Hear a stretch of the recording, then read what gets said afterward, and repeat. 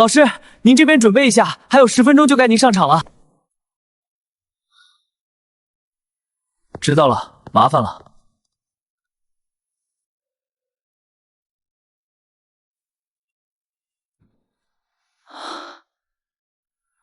穿越3年，武统迟迟不觉醒。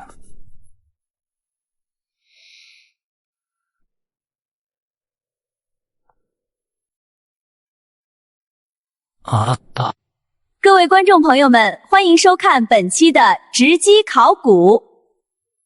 各位观众，我们的考古队已经在西河县的丘陵地带开展勘察工作20天了，截至目前，依旧没有找到任何古墓的线索。现场的百位，接下来我们的嘉宾评委即将登场，看看他们能为考古队带来哪些新思路。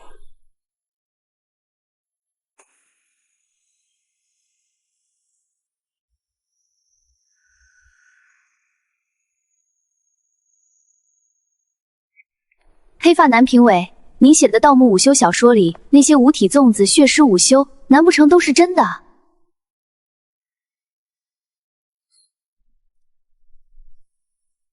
耳听为虚，眼见为实。一个写盗墓小说的也来当考古评委，纸上谈兵罢了，能给考古队提什么有？丁，检测到宿主参与考古相关活动，摸金武统正式觉醒。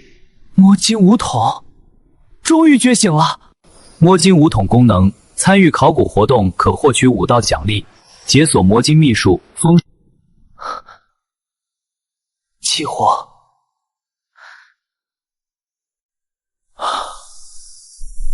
发布首个武统任务，指导考古队发现古墓线索。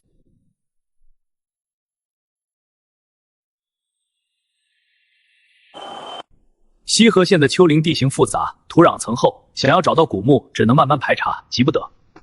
没错，考古本就是个慢工出细活的事，20天的时间其实并不算长。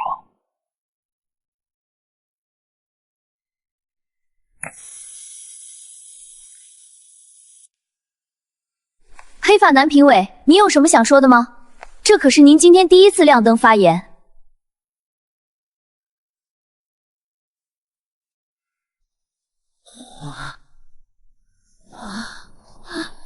莫不是想哗众取宠？考古可不是写小说，凭空想象可不行。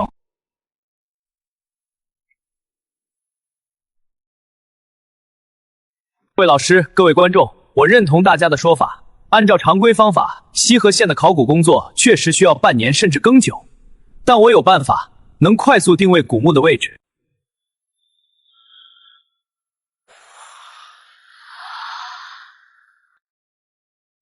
黑发青年，考古讲究的是科学依据，不知你口中的方法有何科学道理？我写的盗墓午休小说并非全是瞎编，其中不少内容都源自摸金校尉的武道传说，我曾采风多年。既然这位黑发男老师有办法，那我们不妨一试。导播，立刻连线西河县考古现场负责人陈博士。学学老师，各位评委老师，我是陈冉。麻烦你让现场的武装人员找一处高处，朝天开枪。记住，要收集无杂音的枪声，越清晰越好。这简直是胡闹！一个小说作家的话也能信？这不是耽误我们的时间吗？简直是无稽之谈！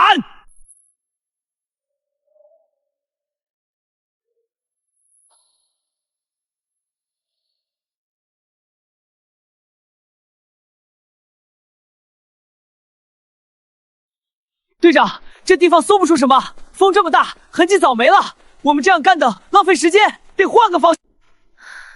别说了，死马当活马医吧。既然那位老师提出了方法，我们不妨试试。你去拿一把枪，到那边的高塔上，朝天开枪。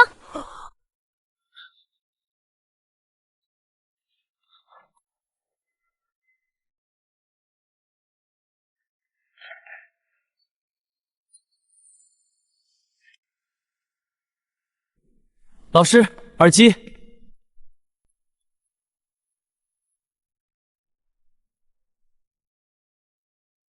我倒要看看他能听出什么花来。要是听不出来，看爽你出手拦着追。要是听不出来，看他怎么下台。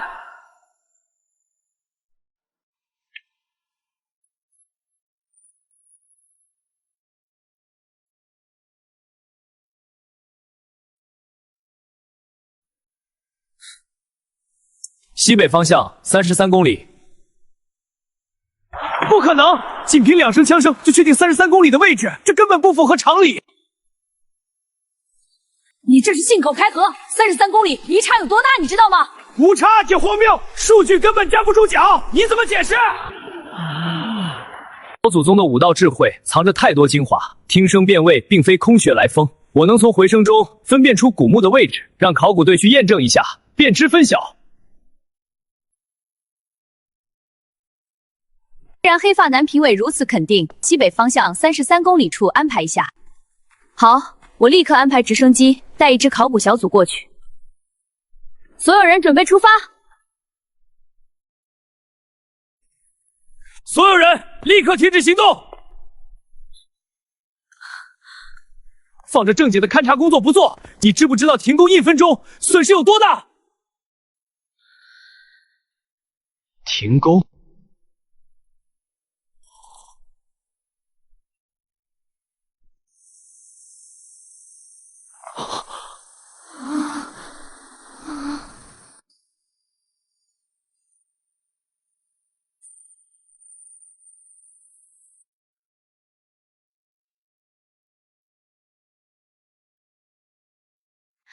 观众朋友们，欢迎收看今日新闻地区，那里正发生着重要的环境变化。观众朋友们，考古小组的直升机已经朝着西北方向33公里处出发了。直升机的飞行速度很快，预计10分钟左右就能抵达目标位置。是我们今天邀请多领域嘉宾，也是希望能集思广益，为考古工作提供不同的思。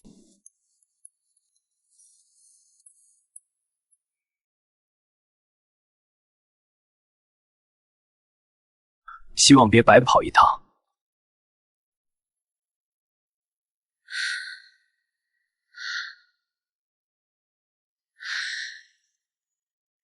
我们这真是瞎折腾！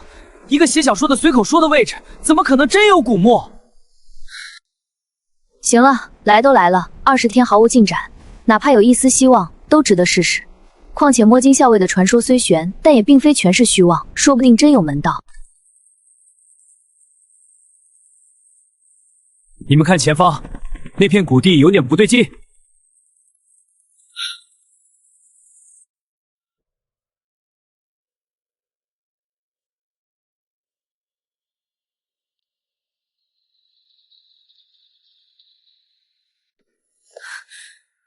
快，降落在附近的平坡上。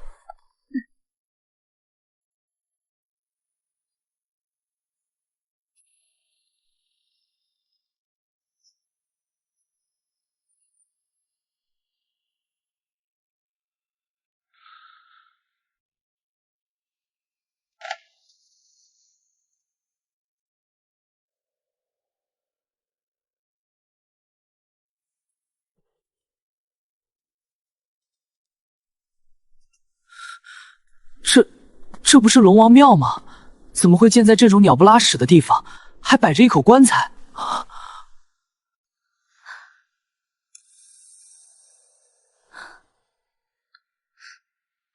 看建筑风格，不像是古建，倒像是近代的，但这鱼嘴造型与古河。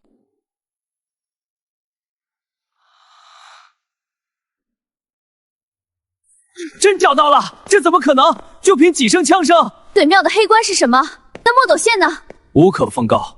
你必须回答。老师，庙中还有一口缠满墨斗线的黑棺。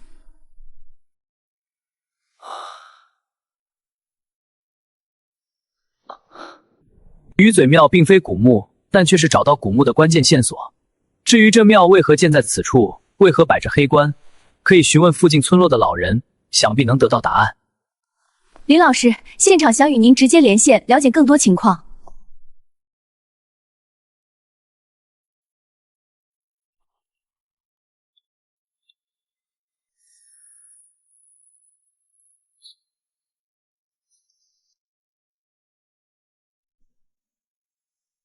不行，绝对不能开棺！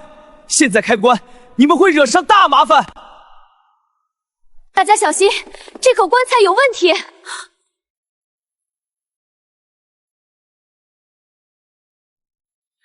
你胆子也太大了，谁让你擅自决定开关的？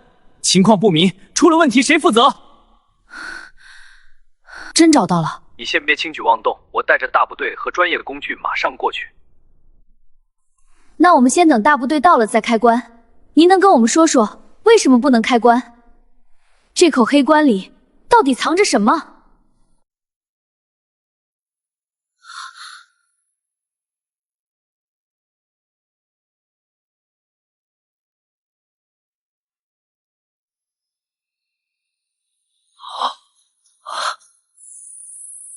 摄像师把镜头拉近，另外让所有人都离黑棺3米以上，保证安全，不要触碰墨斗线。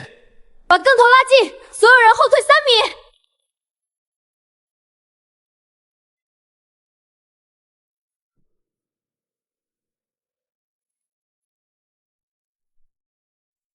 你们应该听过陕北打汉古庄的民俗武道传说吧？人们会四处寻找藏有汉天武体的棺材，用鞭子抽打，以此祈求降雨。这黑棺上的划痕就是打汉古庄留下的，而这口黑棺里藏着汉宝武体。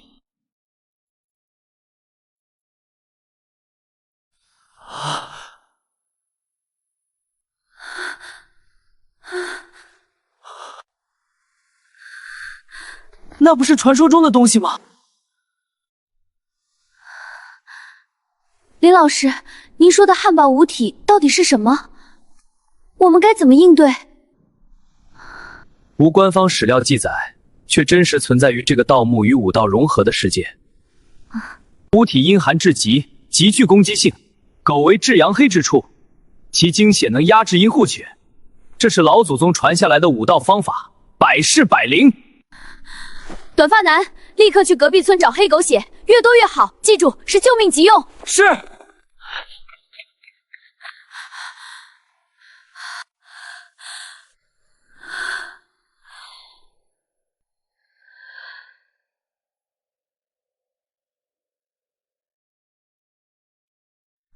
汉豹的传说确实存在于陕北民俗中，但只是民间怪谈。黑发西装男是不是太夸大其词了？这根本不符合科学逻辑。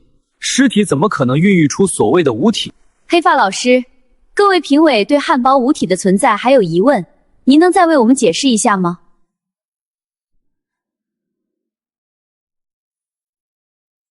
科学无法解释的事情，不代表不存在。老祖宗的武道智慧历经千年传承，自有其道理。考古不仅是挖掘文物，更是探索未知，验证传说。至于汉堡武体是否存在，开棺便知。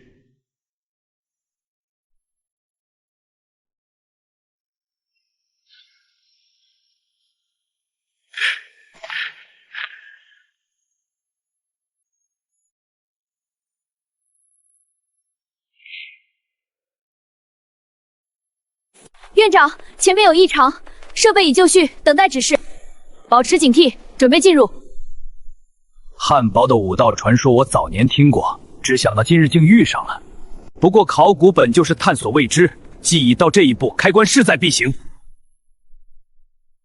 黑狗血备好了吗？备好了，短发队员跑了3个村子，才凑了2大盆。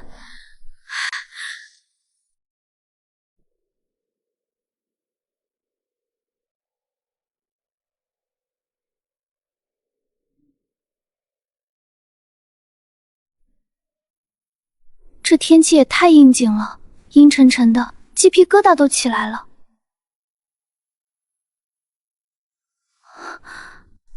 真的会有汉堡吗？我怎么感觉心跳都快了，又怕又想看。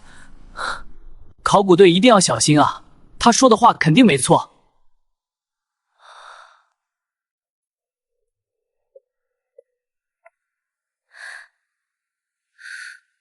各位观众朋友们，考古大部队已经抵达鱼嘴庙，开棺工作即将开始。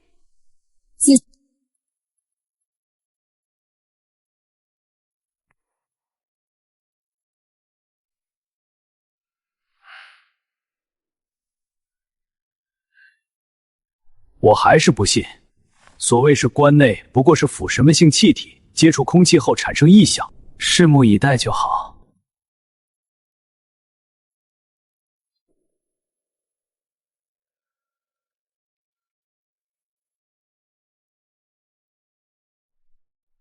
小心点儿，先解开墨斗线，动作慢一点，不要损坏了官身。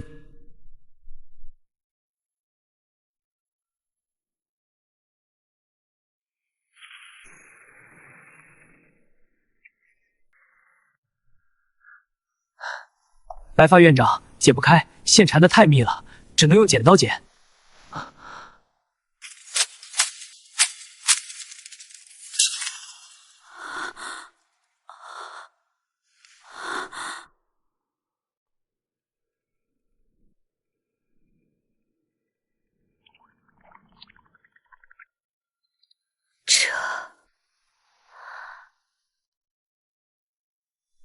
别慌，应该是关内的陪葬品倒了。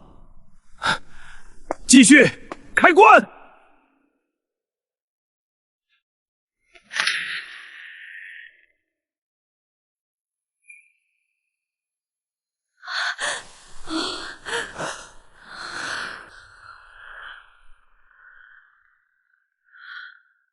照清楚点。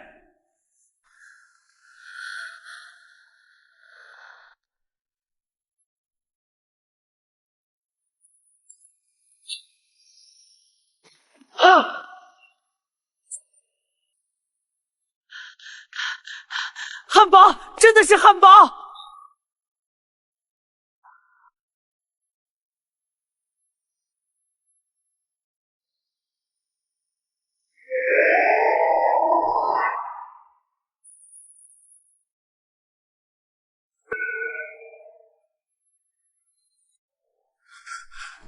这是什么东西？真的有无体？啊！太可怕了！被子弹打都没事，这怎么对付？我操！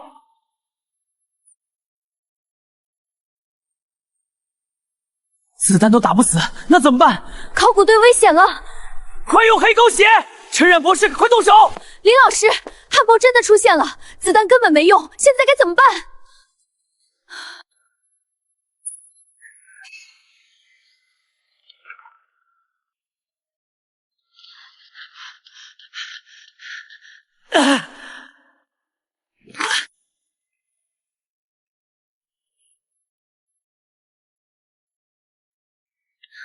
不行，这寒气一直在扩散，普通的治疗方法没用。林老师，小战士被汉堡抓伤了，黑爪印的寒气在扩散，怎么办？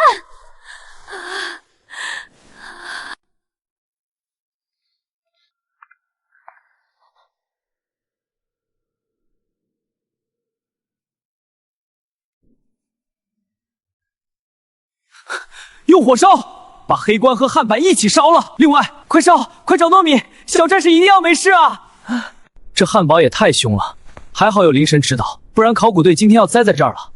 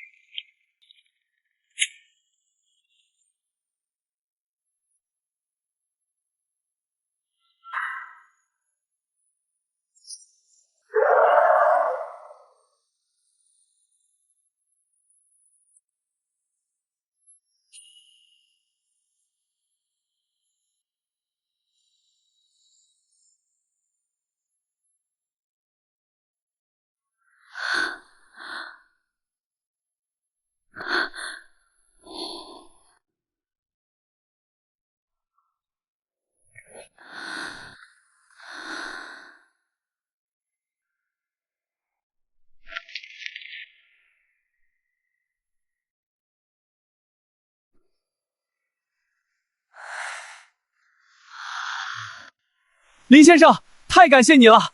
汉堡被烧了，小战士也没事了，你真是武道奇人呐！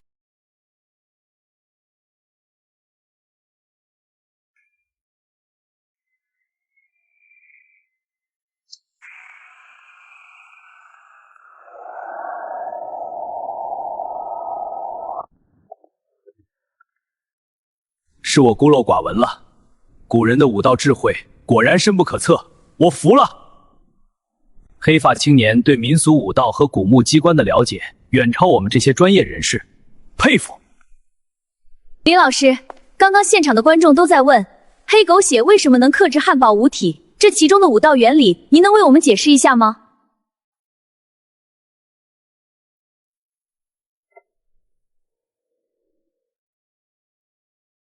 这世上的事物皆有阴阳相克，汉堡是阴寒至极五体，是至阳之精血，无法用常规的科学来解释，但却实实在在的有用。我们不能因为自己没见过就否定老祖宗的传承。考古的意义不仅是挖掘文物，更是要传承和探索这些被遗忘的古人智慧。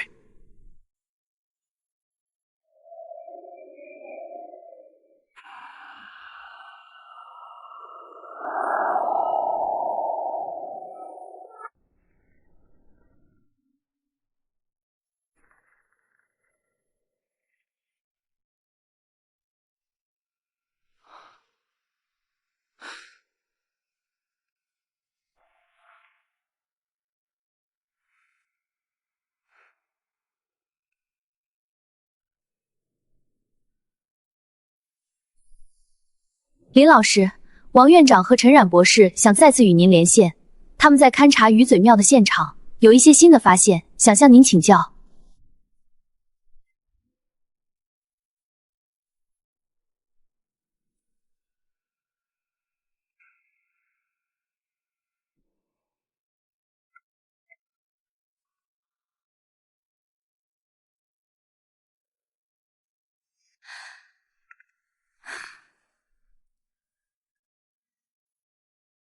观众朋友们，刚刚大家亲眼见证了汉堡五体被成功化解，小战士也脱离了危险，这一切都离不开黑发西装男的精准指导。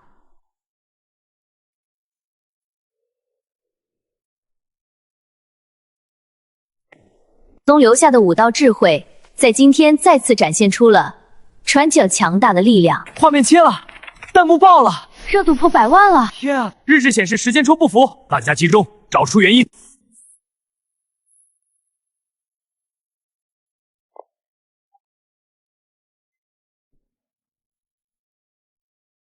目前无法用科学原理解释这一现象，但可以确定其中一定存在我。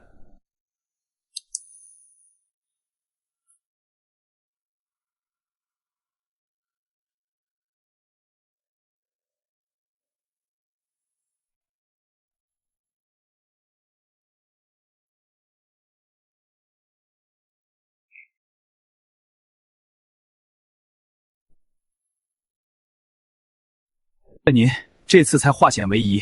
我们刚勘察了整座庙，除了那口黑棺，没有发现其他文物。我们打算收拾完现场，就前往下一个勘察点了。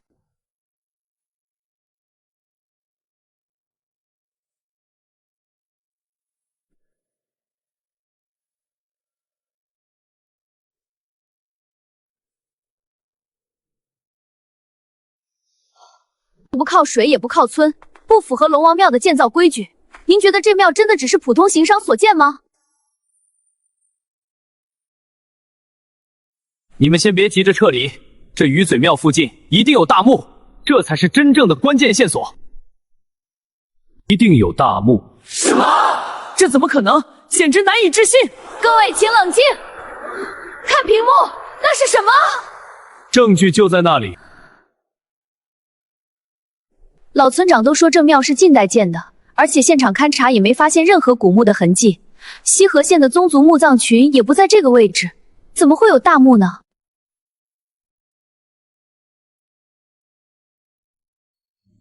各位老师，考古讲究文献，更要懂接地气的武道风水。庙作为祈福祭祀之所，按古制必建在风水极佳之地，最次也得靠近水源宝地。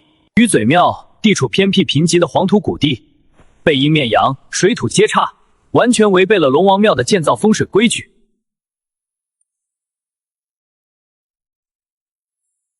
试问，一群行商集资建庙，为何要选这么一个违背风水的地方？只有一个，建庙只是幌子，其真正目的是为了掩盖一件不可告人的事。那些所谓的行商，根本就是伪装的摸金午休。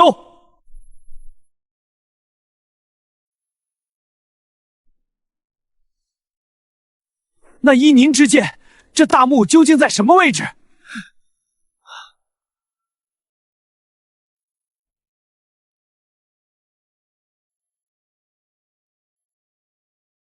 都看鱼嘴庙对面的那座山坡，看似普通，实则是这片丘陵的中心位置。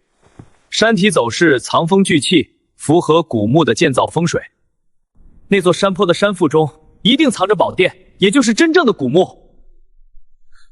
我早年采风时听过摸金校尉的武道口诀，结合地势判断，绝不会错。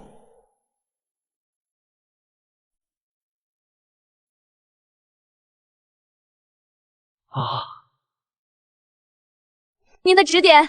行动加速，全体准备就绪。明白，队长。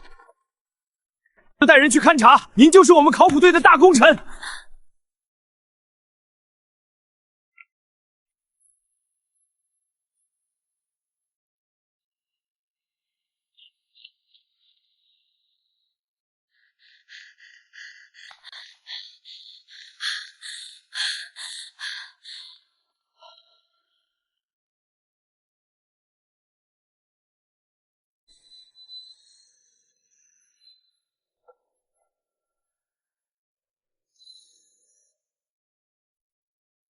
这里有个盗洞。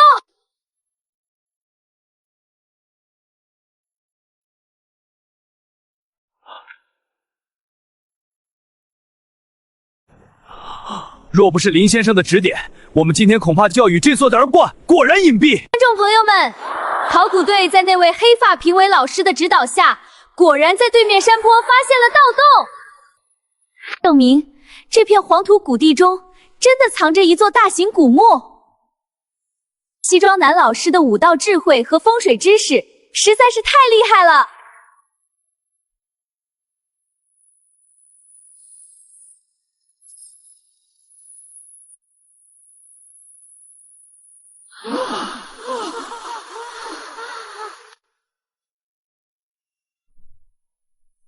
叮！指导考古队发现古墓盗洞，解锁陵墓虚位武道机关知识，奖励武道感知能力小幅提升，可初步感知古墓内的机关气息。林老师，我们发现盗洞了，现在准备下墓勘察，你有什么需要提醒我们的吗？古墓里会不会有什么凶险的机关？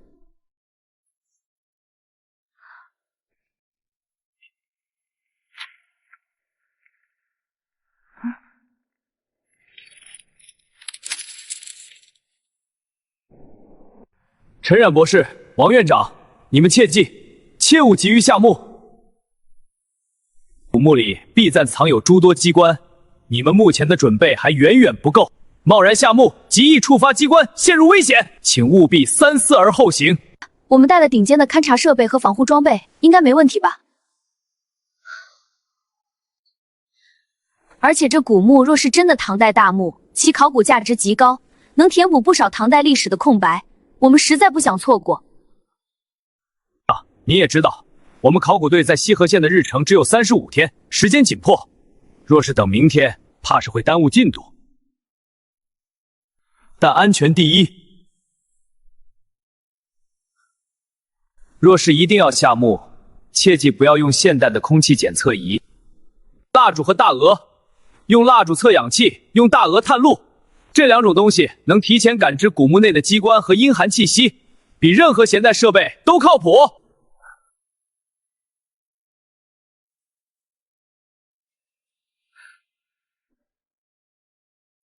我们听林先生的，大家行动！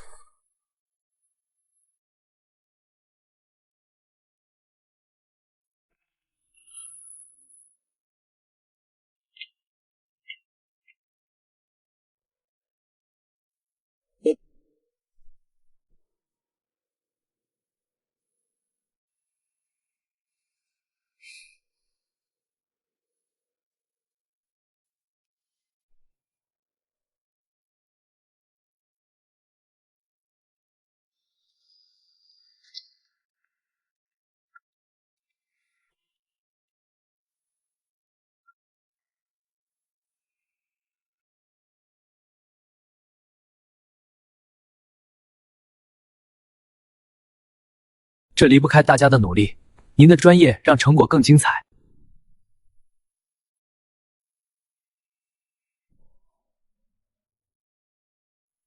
只是尽绵薄之力，考古队的工作人员才是最辛苦的。您太谦虚了。王院长刚才还特意打电话过来，说特别感谢您。您刚才建议用蜡烛和大鹅探路，大家都特别好奇，这老祖宗的方法真的比现代设备管用吗？那具体是怎么操作的呢？古墓内的环境复杂，有诸多阴寒之气和未知的武道机关，设备容易受磁场、气体干扰出现误差，而蜡烛对氧气变化的感知最直接。的嗅觉和感知力远超人类，能提前察觉阴寒和机关的气息，屡试不爽。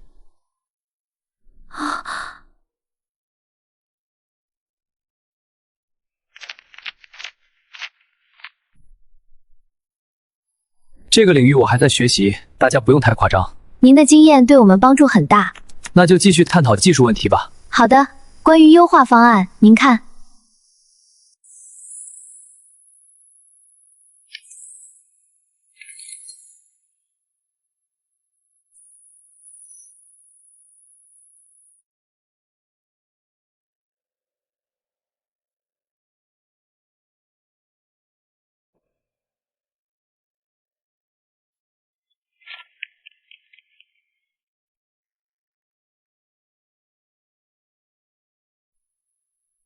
大鹅、黑狗血、糯米都准备就绪，队员们的防护装备也检查完毕，随时可以下墓。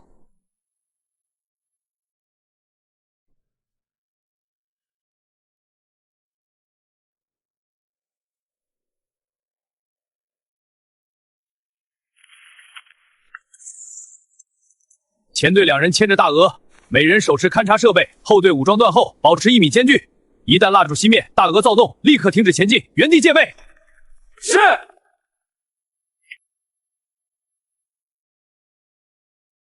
现在是早上6点30分，我们即将进入盗洞，开启唐代古墓的勘察工作，全程将通过直播为大家呈现，也会随时与场外专家保持联系。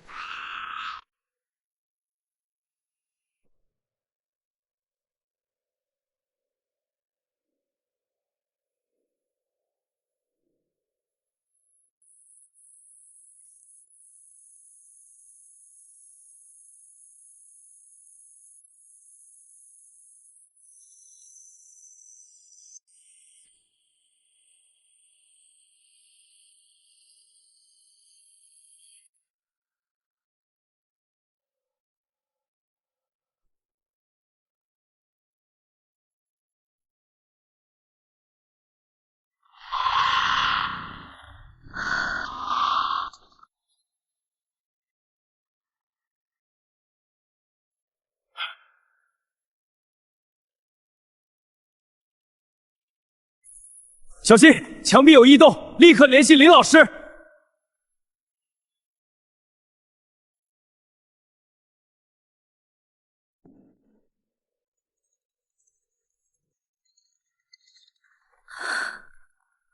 林老师，我们在盗洞中段，大鹅突然躁动，蜡烛火苗剧烈晃动，墙壁上还有水汽，这是怎么回事？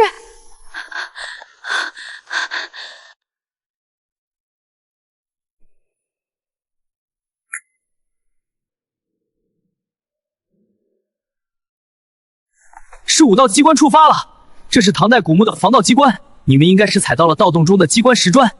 立刻检查脚下，找到那块与其他石砖颜色、触感不同的砖，不碰，继续往前走。这只是第1道机关，石墙很快会落下，将通道分隔，切记不要慌乱，继续前即可。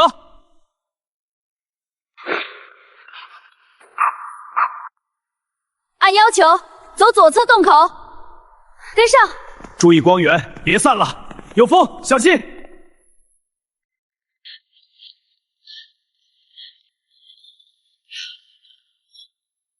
前面有亮光。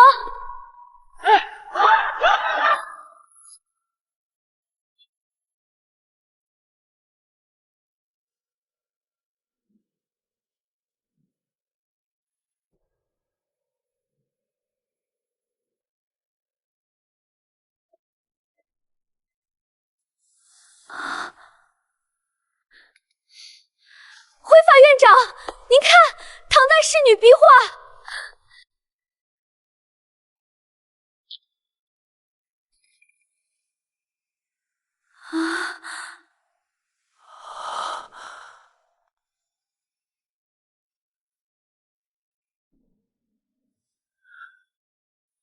太珍贵了，这是唐代中期的壁画风格，线条流畅，色彩艳丽，能保存得如此完整翠漆，简直是考古界的奇迹。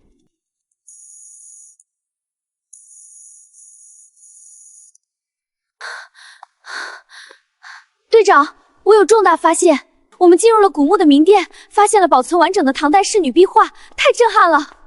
我会继续调查，这壁画的艺术价值极高。您能从武道风水的角度为我们分析下这座明殿的布局吗？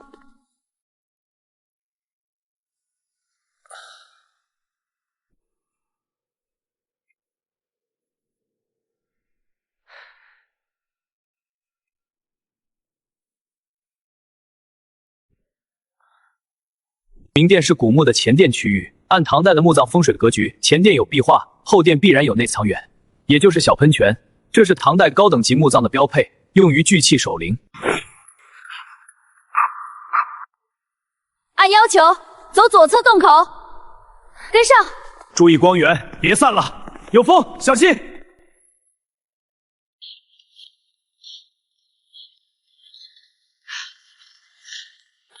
前面有亮光。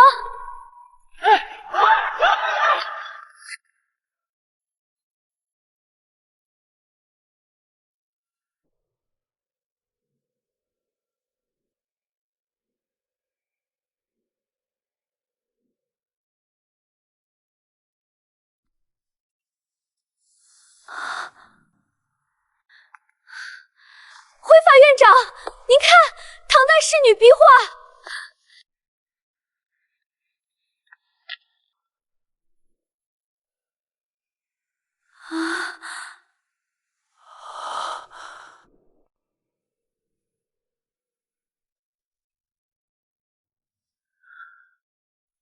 太珍贵了，这是唐代中期的壁画风格，线条流畅，色彩艳丽，能保存得如此完整翠漆，简直是考古界的奇迹。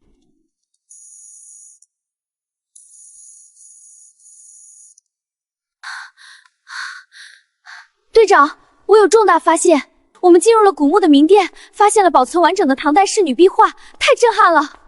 我会继续调查，这壁画的艺术价值极高。您能从武道风水的角度为我们分析下这座明殿的布局吗？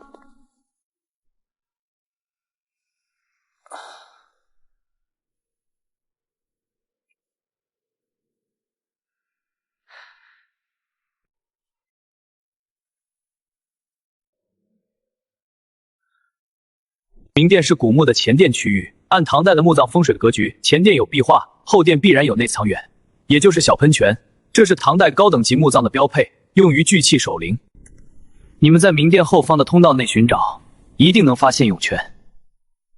而且从布屋的主人也算是唐代的一位公主，身份尊贵。林老师，您太神了！我们在明殿后方的通道口已经看到了泉水的反光，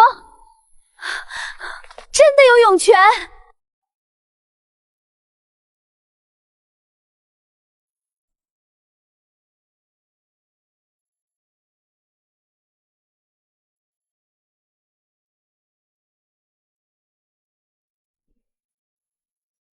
对年轻评委的风水武道知识，简直是出神入化。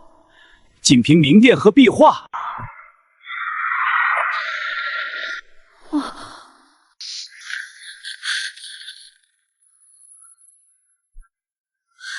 林老师，出事了！是幽灵虫武道机关触发了，小心！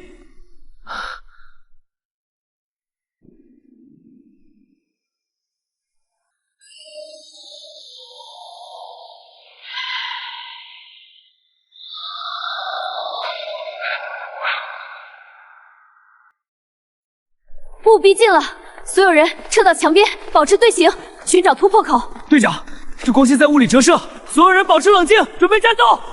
老师，黑雾越来越浓，大鹅跑丢了，我们现在什么都看不清。这座幽灵城的武道机关到底是什么？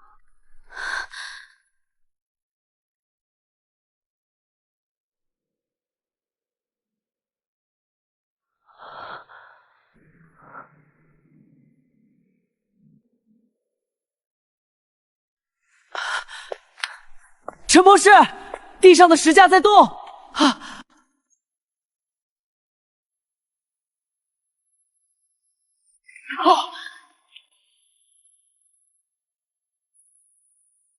林老师，考古队在明殿遭遇幽灵种机关，现场情况危急。铁皇，快说说该具体位置。在主墓室。所有人保持原地不动，不要触碰任何石架、石壁。利用黑雾和环境错觉制造幻象，你们看到的异动都是机关触发的假象。先找到刚才的涌泉位置，内藏云的纯阳水汽能暂时阻挡黑雾扩散。这黑雾能人为操控，古人怎么做到的？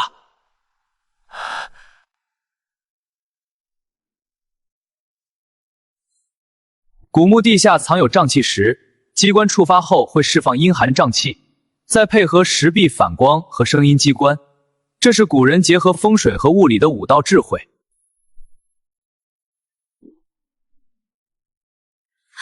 王院长，涌泉在后方，我们慢慢挪过去。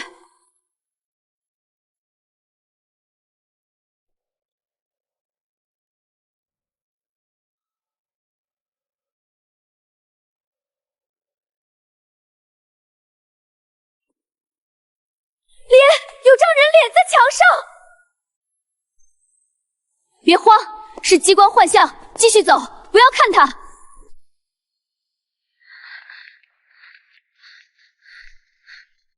那不是幻象，是幽灵种机关的核心触发点。那是西周时期的人脸雕刻，下面藏着古墓的关键线索。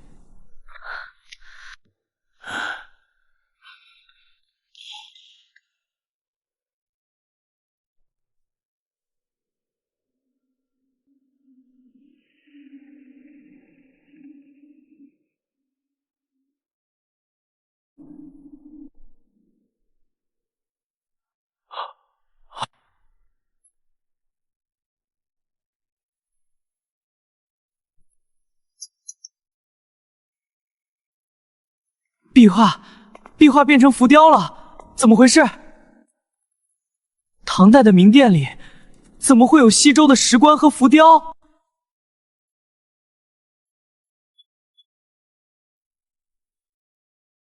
明殿里出现了西周风格的石棺，唐代壁画也变成了西周浮雕，怎么回事？为考古队解读幽灵种武道机关，解锁墨子武道机关术进阶知识，奖励新技能机关溯源，可精准判断机关的建造年代和触发逻辑。你们没有进错墓，这就是唐代古墓的明殿。所谓幽灵竹，并非两座墓重叠，而是唐代建陵者在建造时发现了这座西周古墓，便利用墨子武道机关术，将西周古墓改造成了防盗机关。黑雾、壁画变浮雕，都是机关触发后的视觉假象，目的是吓退摸金午休。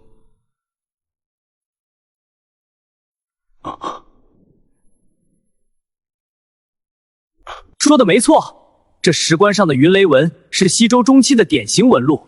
牛骨头殉葬也造葬机关，这份武道机关术的造诣实在是太惊人了。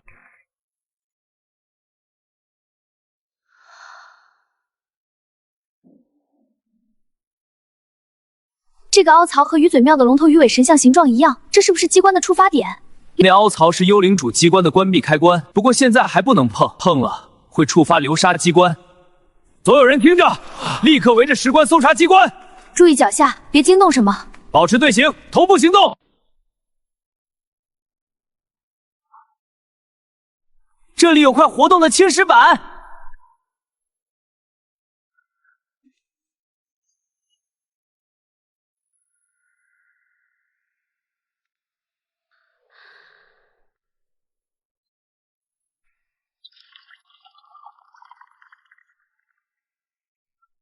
我们找到了通往地下的洞口，里面是西周纹路的石阶。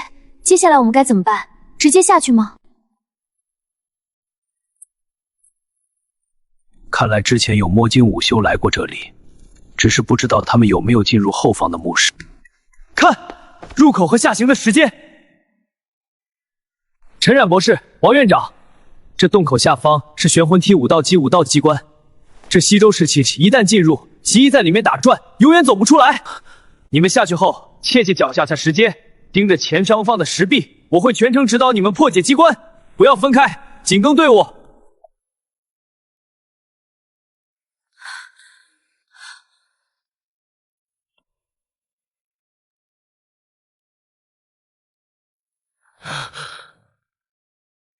位观众朋友们，考古队即将进入玄魂梯机关，黑发教授会全程指导破解。这是西周时期失传的武道机关。接下来的勘察，让我们一起为考古队祈福。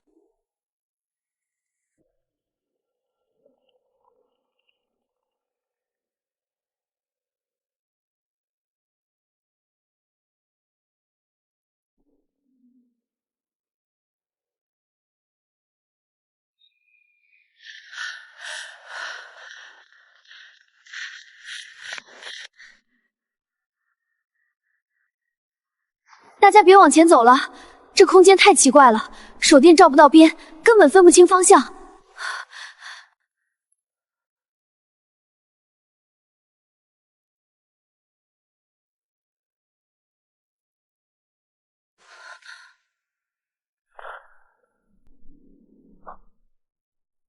这地方像是被挖空了整座山体，古人竟有这样的手段，太不可思议了。你们看，根本看不到底。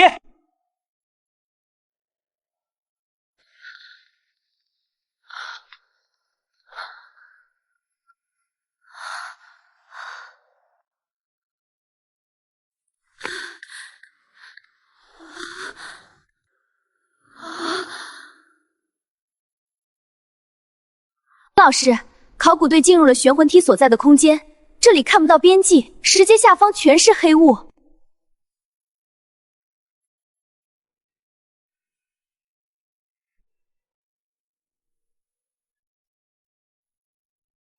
这不是真正的悬空，是古人利用视觉错觉打造的武道机关。这片空间看似开阔，实则是不规则的封闭空间，手电光无法反射，才会让人觉得看不到边际。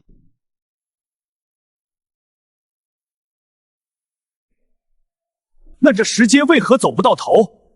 考古队现在该如何辨别方向？需要更多数据，可时间不等人。明白，我马上处理。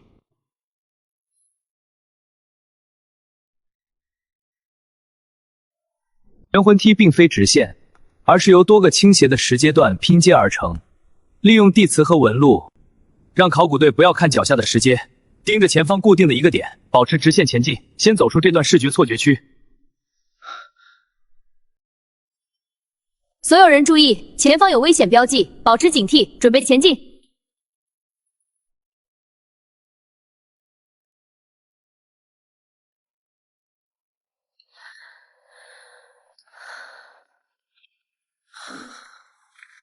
不对啊，我们走了这么久，怎么还在原地？我感觉头好晕，好像一直在转圈，这到底是什么鬼地方？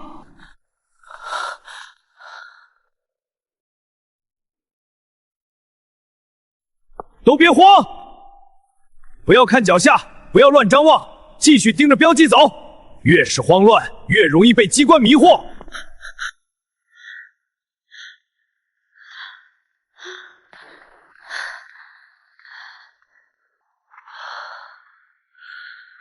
呼叫基地，情况危急，氧气耗尽，黑雾逼近。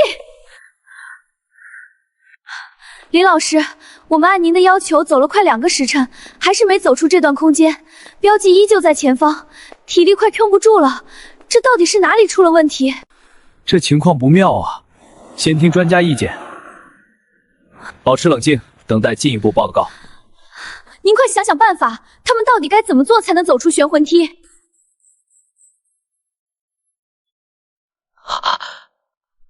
前面的队伍，把手电关掉，用蜡烛的火光照明。玄魂梯的石壁上有反光的晶石，手电光会被晶石反射，干扰你们的视觉判断。蜡烛的火光柔和，不会被反射，不要被石阶的纹路误导。原来是这样，利用反光晶石干扰视觉，古人对光学的运用竟然已经达到了这样的高度，太令人惊叹了。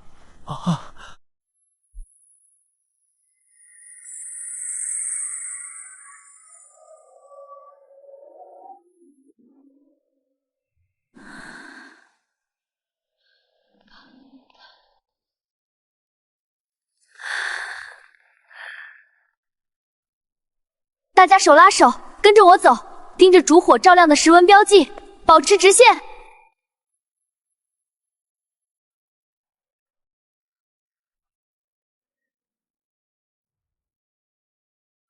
到10强了，我们走到头了。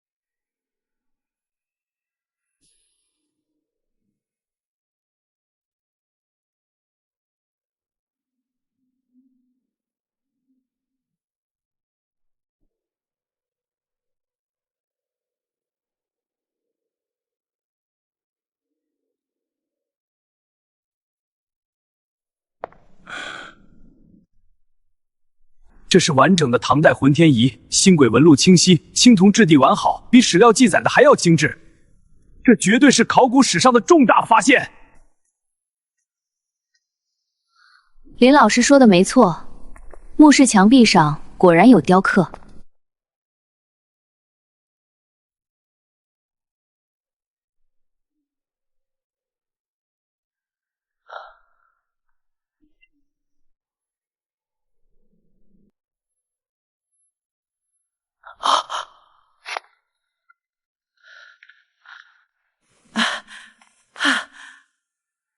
白发院长、高马尾女，你们快来看！这面墙壁的雕刻记录了墓主人的一。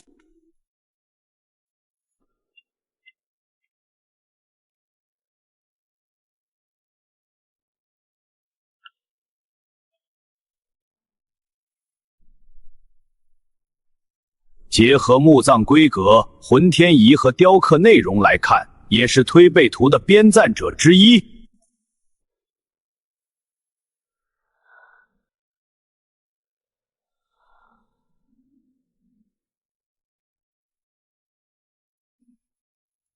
老师，我们在东壁发现了推背图的5道密像，一共有64幅，我们根本看不懂。您能为我们解读一下吗？64幅密像图案已同步亮起，这些图案与古代星象有关，快记录，时间紧迫。古文字部分需要交叉验证，请专家们继续分析，等待结果。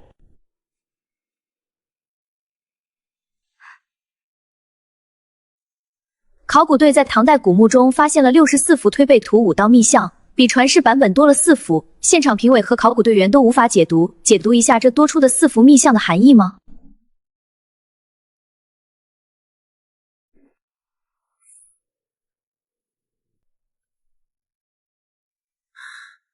传世的60幅推背图密像记录了天地变迁、世事发展的规律，分别对应着鬼、西王母之墓、青铜门4处5道秘境。黑发西装男，推背图的编纂者为何要将这4处5道秘境真的存在吗？这4幅密像所对应的秘境，蕴含着巨大的5道力量，也暗藏诸多凶险。不过编纂者担心密像传世后，有人贸然探寻，引发祸端，故而将其藏于古墓之中。至于秘境是否存在，只是这些秘境隐匿于天地之间。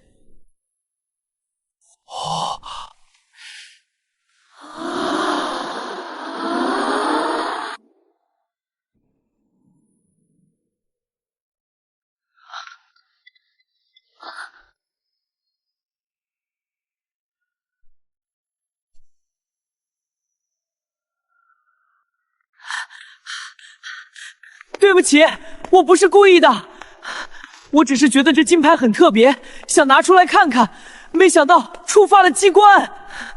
别慌，这是古墓的防盗机关，林老师一定有办法破解。我们先冷静下来，查看金牌上的文字，说不定能找到机关的破解线索。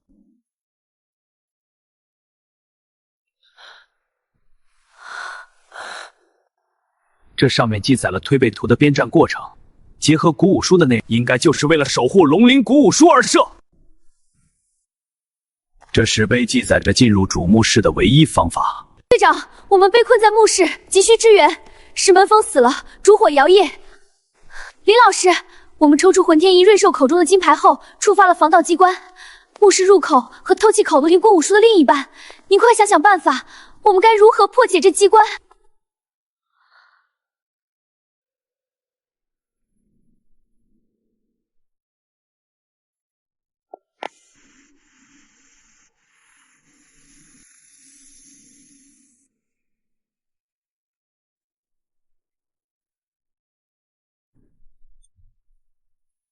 这机关的破解关键就在混天仪上，而机关的破解密码与龙鳞古武书的现世时间有关，机关自然就能破解。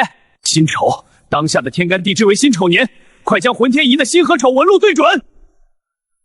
没错，就是辛丑年。墓主人早已通过卦象推算出龙鳞古武书的现世时间，这就是机关的破解密码。快动手转动混天仪，墓室中的氧气有限，切勿耽误。找青铜环上的辛和丑，马上准备破解机关。天干在这里，地支在下面，就是这里。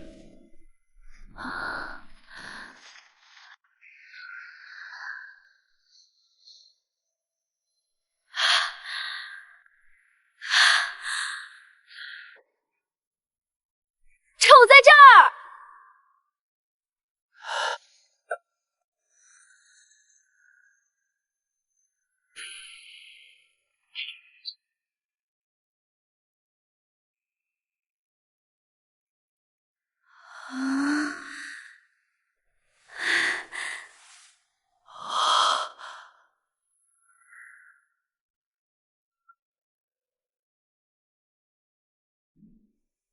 林先生，太感谢您了！墓室入口打开了。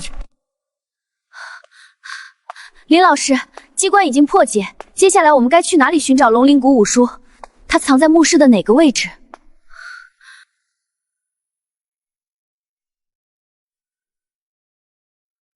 龙鳞古武书作为墓主人的珍藏，定然藏在墓室的核心位置，石门后。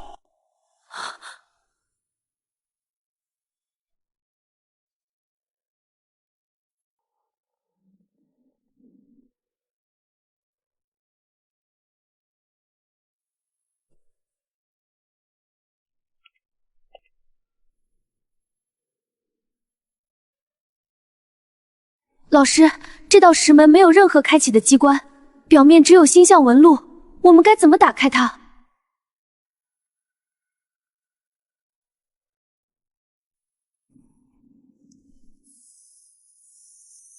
这道石门的开启机关藏在纹路中，推背图密象以卦象为基，这星象纹路对应着围棋的卦象布局，门实则是一道围棋机关门。你们仔细看，纹路交叉处有凸起的实力，那就是起点，在上面走出3节循环的合棋，石门才能开启。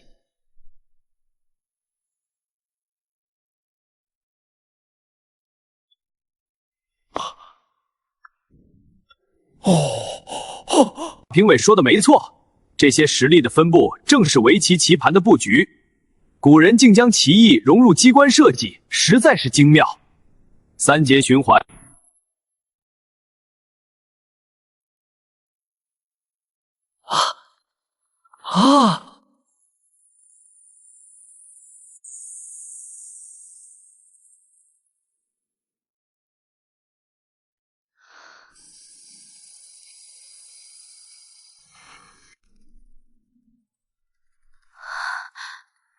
这是19路围棋棋盘，实力就是棋子落点，可我们该怎么落子？没有棋子啊！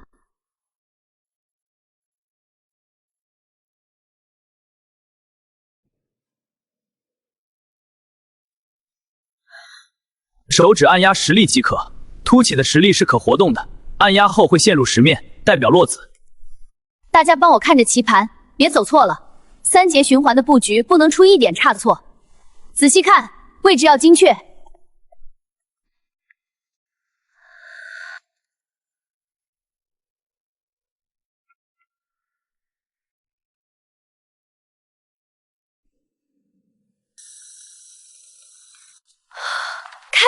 石门真的开了！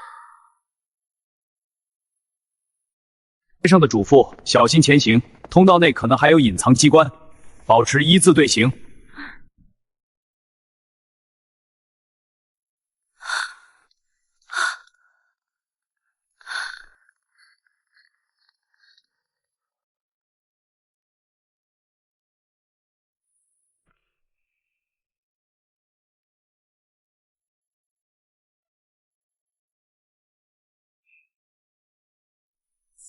王院长，这就是龙鳞鼓舞书。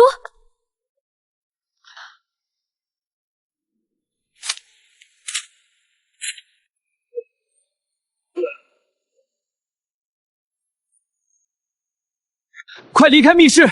古墓机关被触发，山体开始坍塌。龙鳞鼓舞书拿上就走，不要触碰任何其他东西。密室旁有应急通道，跟着通道走。按林老师说的，拿上鼓舞书，立刻撤离。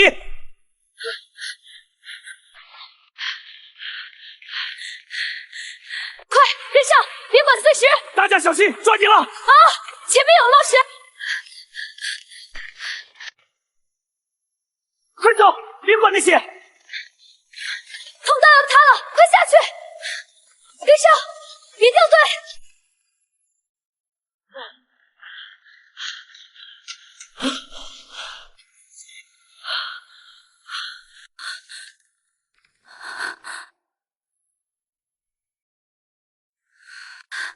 林老师，我们成功撤离了。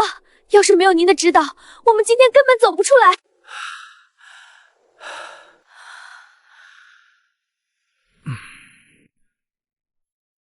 这次重大考古发现和全员平安撤离。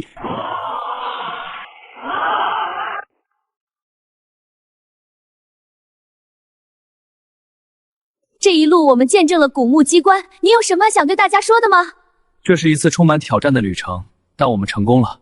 太了不起了！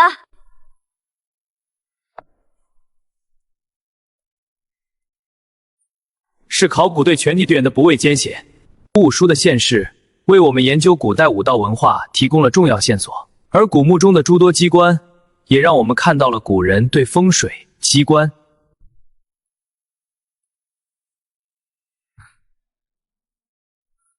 意义，不仅是挖掘文物，更是能保持对古人的敬畏，对未知的探索之心。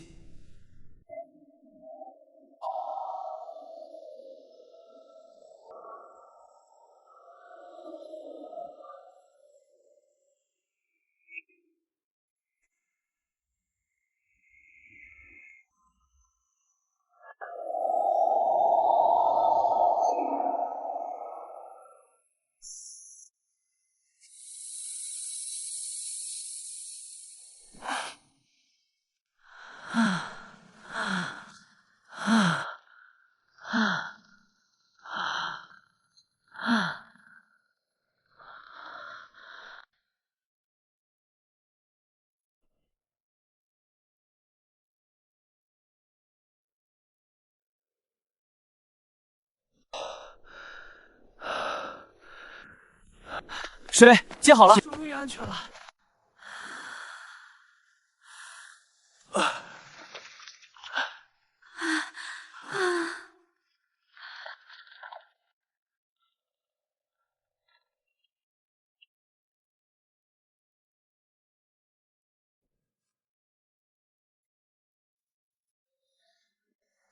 林老师，古书完好无损，封面的龙鳞纹摸起来有凹凸纹路，应该是特殊的锻造工艺。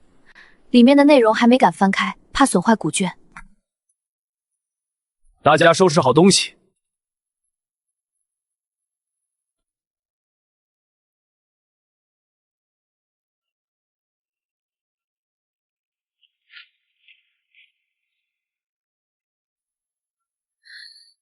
你们有没有闻到什么味道？一股淡淡的腥气，还有丝缕的白色丝线挂在藤蔓上。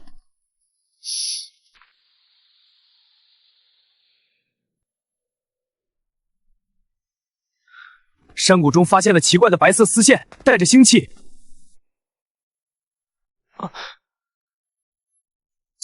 那不是机关，是人面黑猪异兽的蛛丝。这种异兽身形1人高，腹部刻有人面花纹。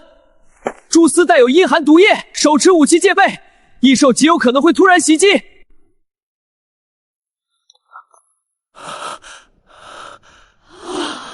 古人常把它驯养毒医在陵墓周边，作为防盗的最后一道防线。没想到今天真的能见到！请看大屏幕，连接体正在异变，波形极不稳定，系统已全面启动。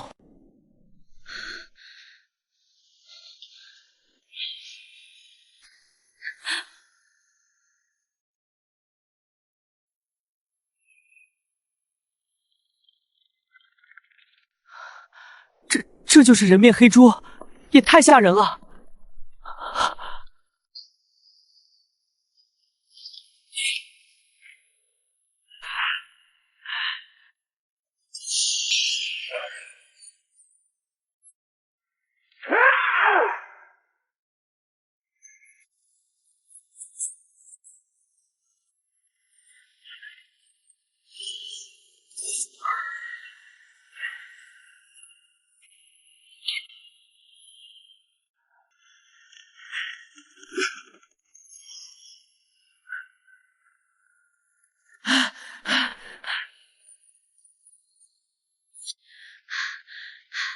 林老师说过，龙鳞鼓舞书是唐代大能的珍藏，上面可能有压制异兽的武道精气。哎，马上把文物取出来。明白。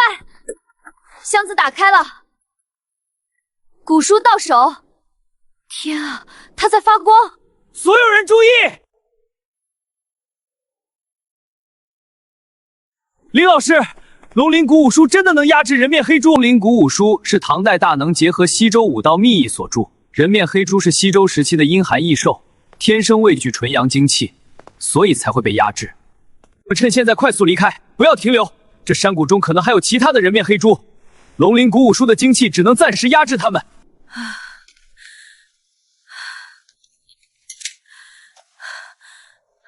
快，跟着我走，保持队形，不要回头。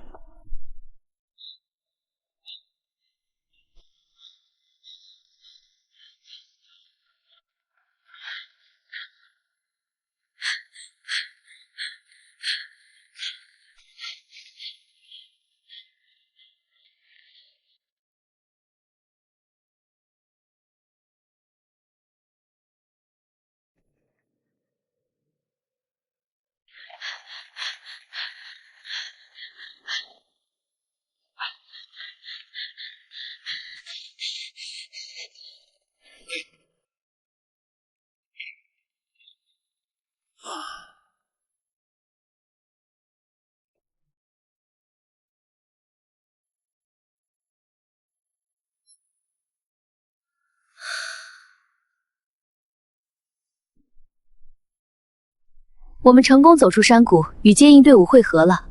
龙鳞鼓舞书已妥善安置，马上就会送回研究所进行专业保护和修复。队长，接应队伍已就位。明白，确认安全距离。收到，启动 B 方案。行动。等古书修复后，我们想邀请您参与解读工作。您对古代武道文化的了解无人能及，有您在，定能解读出古武书中的武道秘义。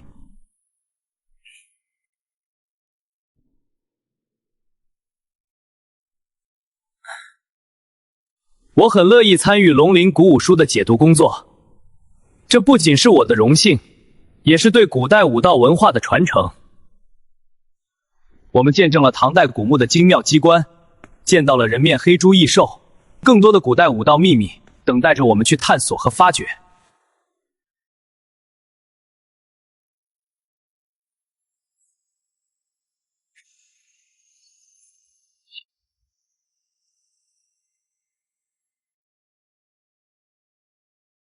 各位观众朋友们，本次直击考古西河县唐代古墓书城门县市，这是考古界与古代武道文化研究界的双重重大突破。后续我们将持续跟踪龙鳞鼓舞书的修复与解读工作，为大家带来最新的消息，敬请期待。丁，指导考古队成功摆脱人面黑猪异兽，完成古墓勘察，解锁新考古线索。战国帛书托本，触发新任务。当前分析场武道墓穴。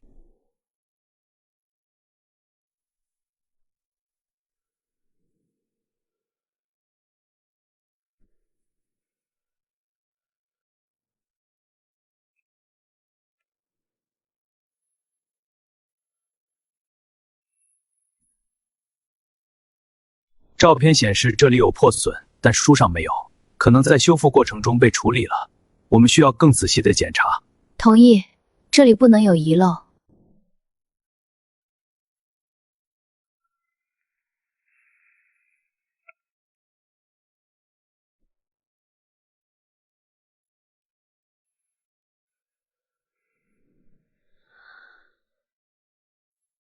古武书的纸质保存较好，主要问题是表面积沉和部分字迹褪色，届时可进行文字解读。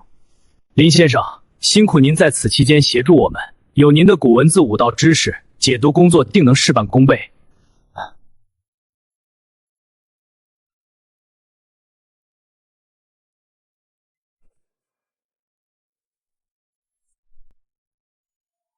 这些文字是西周时期的武道秘文，与普通古文字不同，每个字都蕴含着对方秘，修复时需注意有武道气息。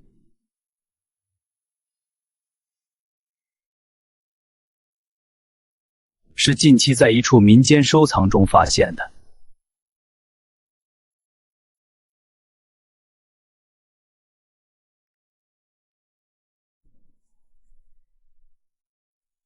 唾闷者称，这是完整帛书的一半，另一半下落不明。的材质和纹路判断，其年代与西周武道文化一脉发现的战国武道墓穴。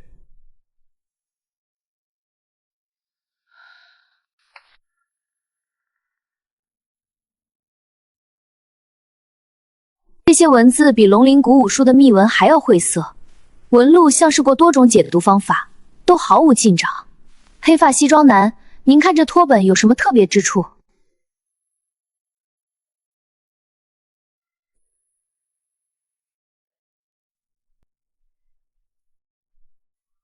这托本的文字和纹路按北斗七星格局排列，并非普通的文字记载，而是一份密文图。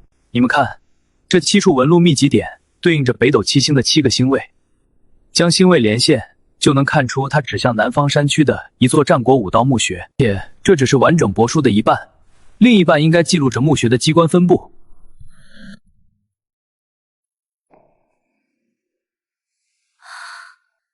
成功解读出战国帛书托本的部分密意，观众朋友们都很好奇，与之前的唐代古墓有什么关联？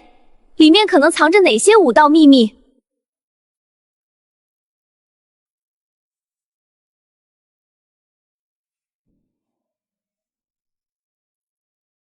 墓穴主人极有可能是西周武道传承者，墓穴中可能藏有武道秘籍与机关图纸，甚至可能存在驯养异兽的方法。前还无法确定，但两者的武道文化一脉相承，或许能从中找到武道传承的线索。快看这地图，入口在秦岭。好的，马上连接专家解读。方南已经解读出墓穴方位，我们立刻组建新的考古队，前往南方山区勘察。此次任务凶险未知，大家务必做好万全准备。按照深色西装男的要求，携带必要的武道物资和防护装备。采购黑狗血、糯米、墨斗线等物资，再准备一些特制的防身器械，应对可能出现的异兽和机关。除了常规物资，还需准备洛阳铲和入地仙。战国墓穴的土壤层可能含有阴寒精气，普通勘察工具无法穿透。穴中的机关可能比唐代古墓更为凶险。运输队，确认位置和时间，马上出发。住宿安排好了吗？房间和设备检查。资料整理好了，请太给。检查装备，准备行动。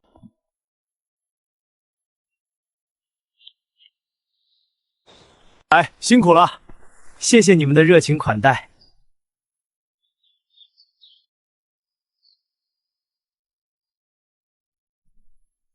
你们要找的山洞在村后的山谷里，多谢村长和乡亲们的帮助。我们此次前来是为了考古研究，不会打扰村民的生活，还请村长给我们指个路。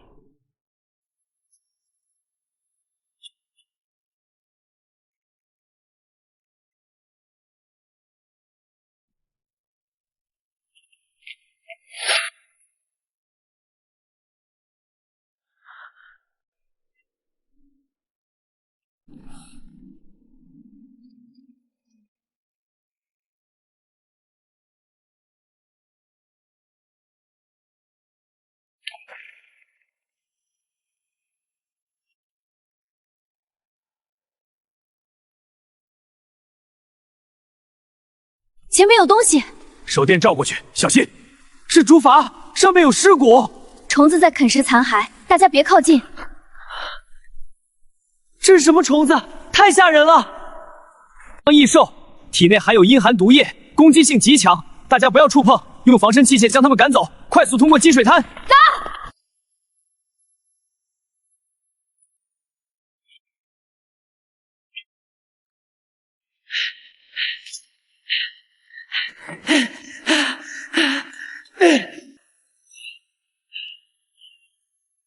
黑绿蹄子，按黑衣青年的方法应对。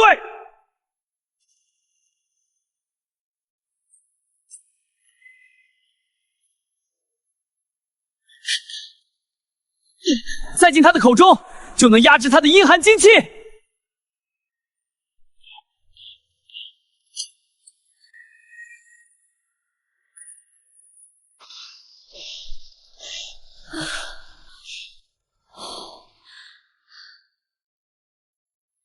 我们成功击退了5个尸虫异兽，还遇到了一名外国探险者。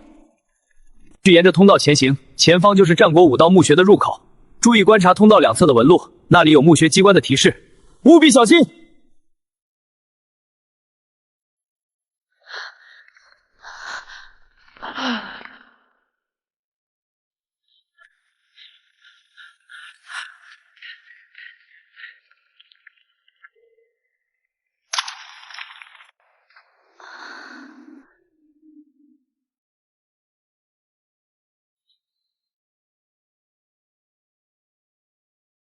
这5道粽子的阴寒精气比之前遇到的更浓烈，黑驴蹄子只能暂时压制，咱们得尽快离开这里。你们2个把他扶起来，问问他还有没有同伴，墓穴里还有什么凶险。哼！别过来！别过来！白毛怪物，好多虫子，里面有白衣女人。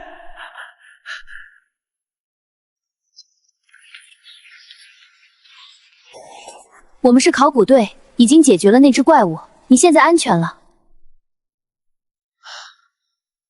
目标接近，注意隐蔽。收到，全体警戒。什么情况？有动静，准备行动。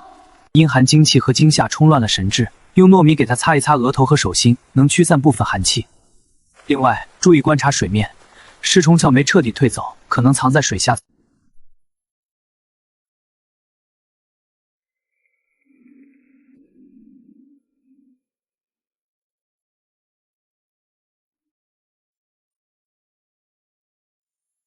预备，尸虫将攻过来了！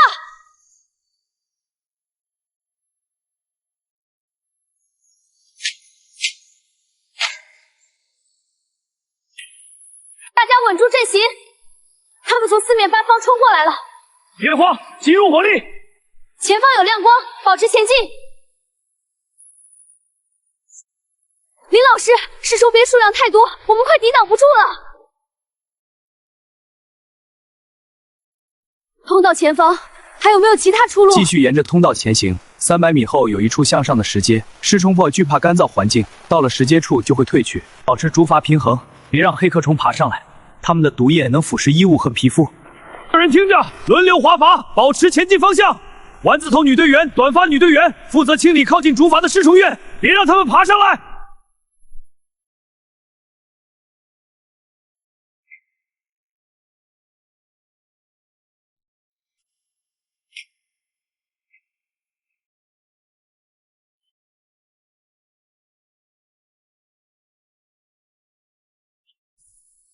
这些刻痕像是战国时期的武道标记，难道是摸金午休留下的？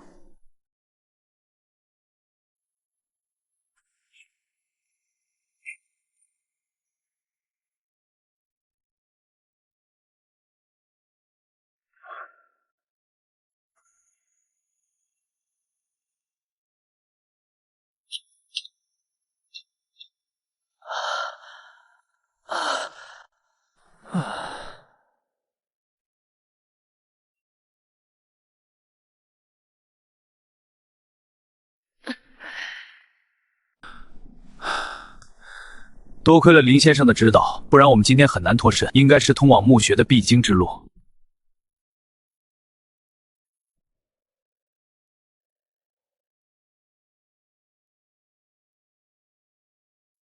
你们听到了吗？有奇怪的声音。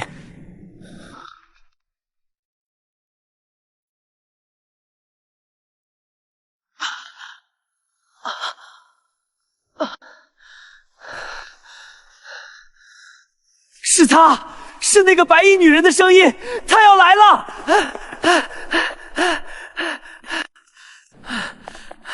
林老师，我们在石阶上听到了诡异的低语声，还有之前提到的白衣女人，这到底是什么情况？那是阴寒精气扰乱了听觉，你们靠吸收活人的阳气存活，继续前进。昌奎无法在阳光或纯阳精气附近停留，石阶尽头应该有通往外界的出口。所有人保持队形，不要回头，加快速度前进。黑发少年、短发男人，看好这个金发男子，别让他乱动乱叫。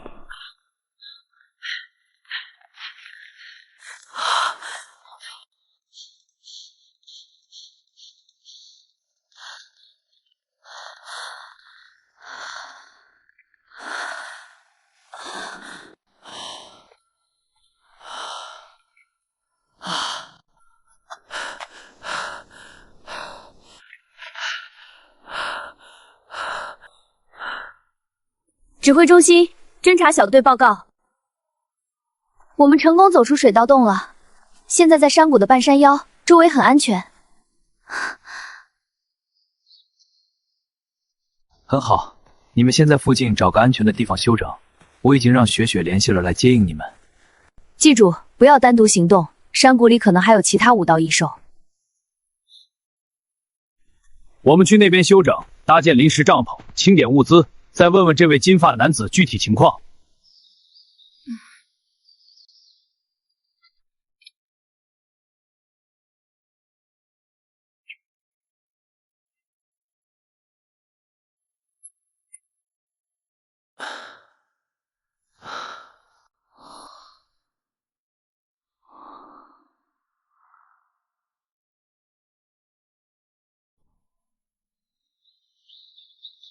现在可以和我们说说情况了吗？你们为什么会来这里？墓穴里还有多少人？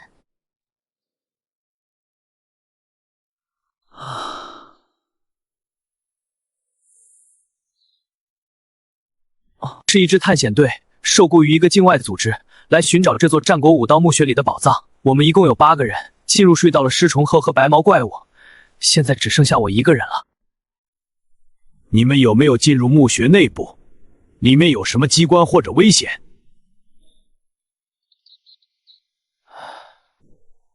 我们还没到墓穴核心，就被白毛怪物和尸虫蛻袭击了。我在通道里看到过白衣女人的身影，她一直跟在我们身后，却没有动手，像是在观察我们。你们休整后不要急于返回墓穴，先联系当地村落补充物资，我会尽快赶过去和你们会合。队长，白发院长，你们看那边！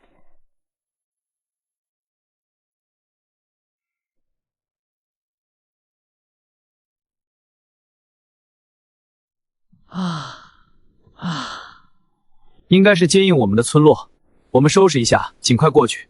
补充完物资后，再制定下一步的考古计划。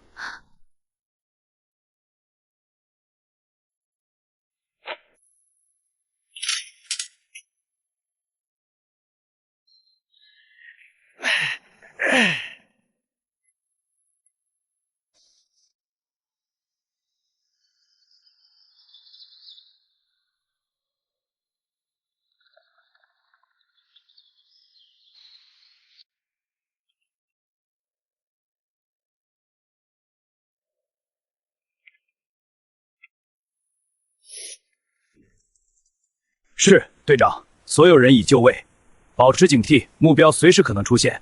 明白。林东先生的武道能力你也看到了，有他带队，战国墓穴的考古任务才能顺利推进。还请您过去了。好，谢谢您，等您的好消息。好消息，大家，补给队安全抵达，我们有救了。再一个好消息，上级已经批准林东先生加入考古队，担任前线最高武道指挥。后续他会直接来村落与我们会合，我们必须做好准备。大家准备行动，终于可以大干一场了！是啊，大家一起努力。太好了，有那位老师带队，咱们就不用怕那些武道异兽和机关了。那位老师的古文字武道精通和机关破解能力，正是我们现在最需要的。等他来了，咱们就能正式进入墓穴核心了。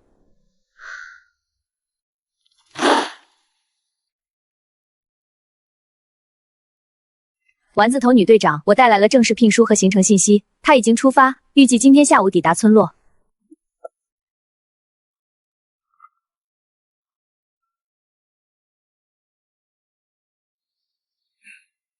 有了这份聘书，手持聘书的老师就是我们考古队的核心力量了。黑发青年，你去村口接应，看到人立刻带过来。短发男人去清点物资，看看还缺什么。明白，院长。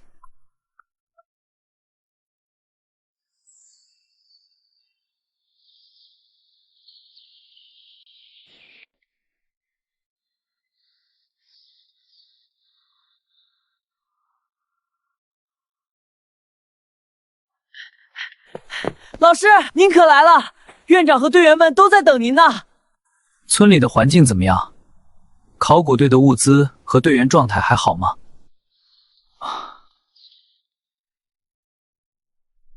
都挺好的，村民们很热情，给我们提供了住宿和食物。队员们除了有点疲惫，没什么大碍，就是那位外国友人还没完全缓过来。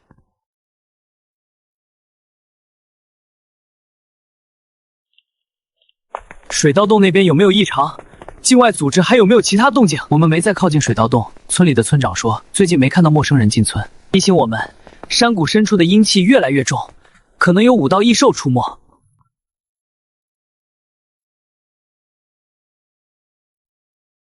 欢迎加入考古队，有您在，我们心里就有底了。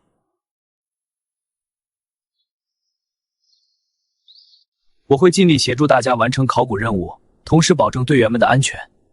您一路辛苦，先喝杯茶歇歇。这是我们的物资清单和目前掌握的墓穴信息，您过目。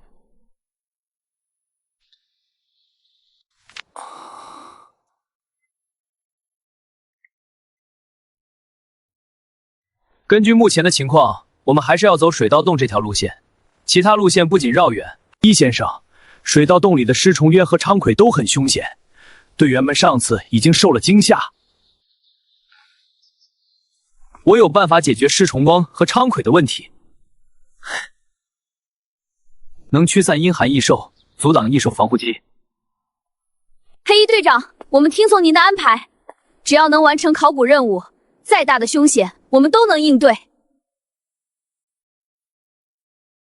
有你的指导，我们有信心克服困难。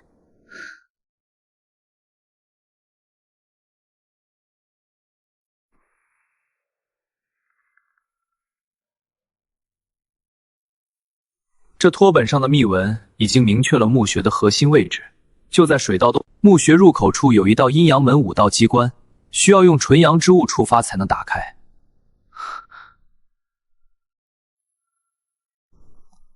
就在水盗洞尽头的山腹之中。但要注意，墓穴入口处有一道阴阳门武道机关，需要用纯阳之物触发才能打开。物，我们带的黑狗血和糯米算不算？算，但不够强效。我需要准备一些特殊的纯阳符纸，才能确保触发机关的同时不引发其他危险。符纸材料现在就去准备，训练安排抓紧落实。今晚开始执行，全体准备，行动刻不容缓。直播方面需要怎么配合？观众们都很期待这次的考古行动。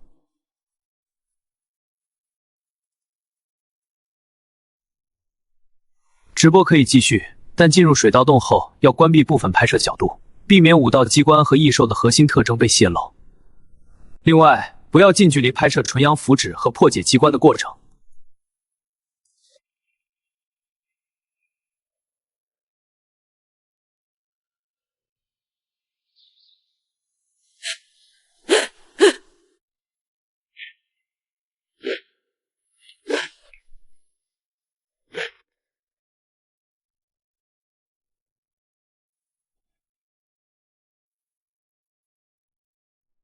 膝盖再屈一点，重心下沉，这样才能稳定身形，抵御易受的冲击。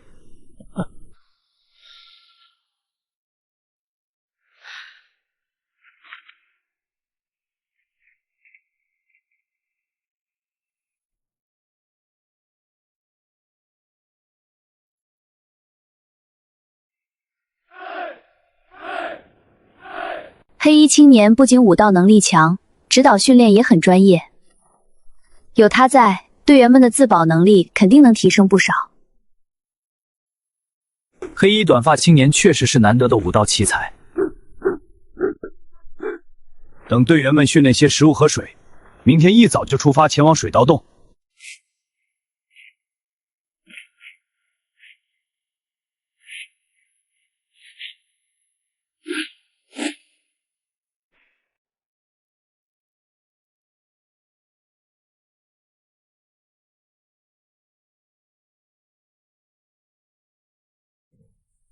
各位，今天我们正式进入水盗洞，前往黑衣青年队长墓指导。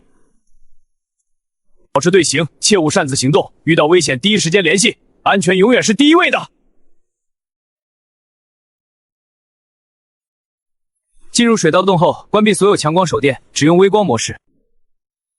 尸虫鲨对光线敏感，强光会吸引它们聚集。束发女在前开路，注意观察地面和石壁，发现异常立刻示警。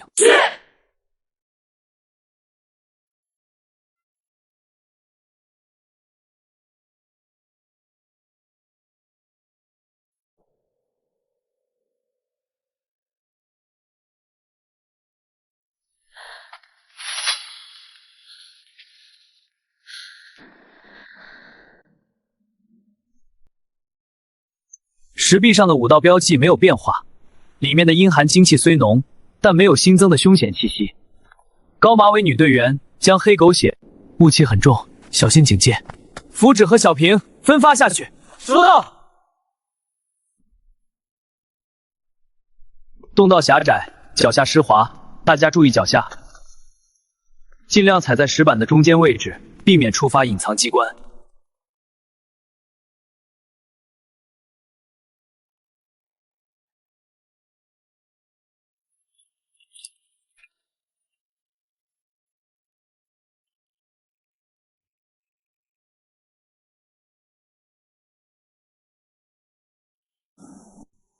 水面没有波纹，说明水下可能有异动，或者尸虫多藏在水底休眠。丸子头女用长杆试探一下水深和水下情况。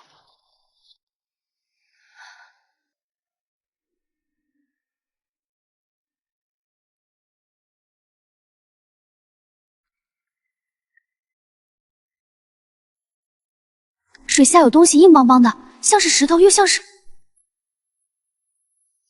小心，是线网！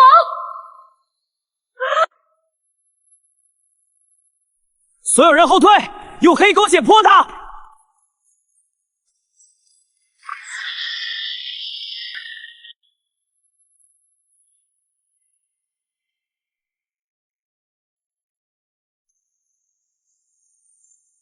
丸子头女用长杆缠住他的爪子，我来攻击他的头部。啊！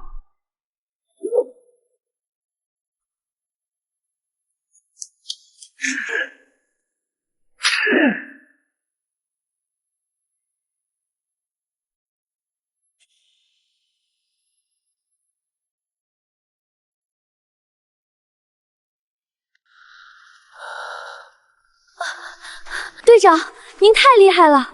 这潜王比我们上次遇到的尸虫凶悍多了。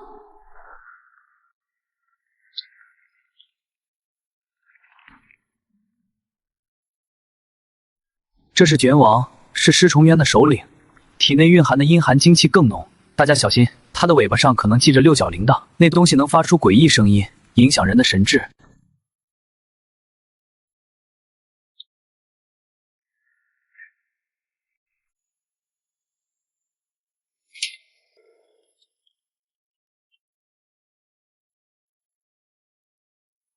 黑衣男人，您看，真的有铃铛。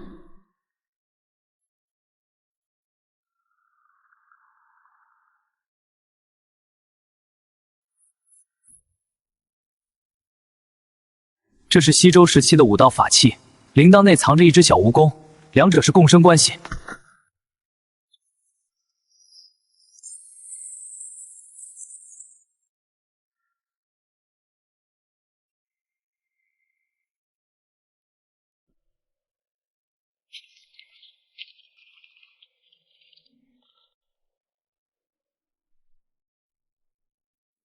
黑衣青年，这些刻痕是什么意思？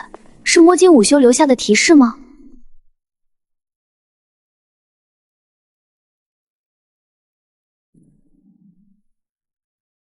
这些是谢岭派的有共玄陷阱，是将异兽与法器结合，用来守护墓穴的。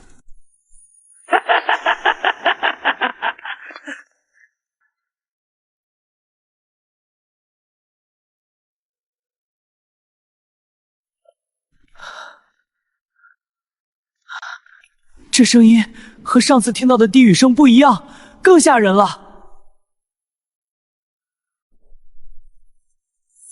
是六角铃铛的声音，应该还有其他纣王藏在附近。大家围成圆形防御，点燃纯阳符纸。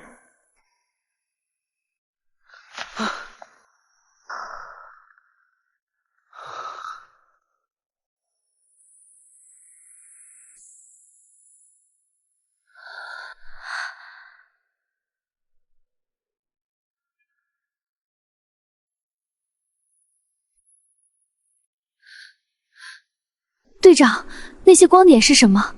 是不是还有其他干王？不是姜王，是昌鬼武道体，它吸收了水道洞中的阴寒精气，已经进化成高阶形态。那些光点是他身上散发的阴寒气息凝聚而成。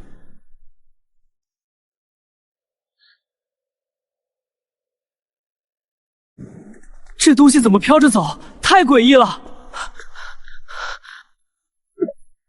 所有人不许动，关闭符纸。白衣长发女鬼怕纯阳精气。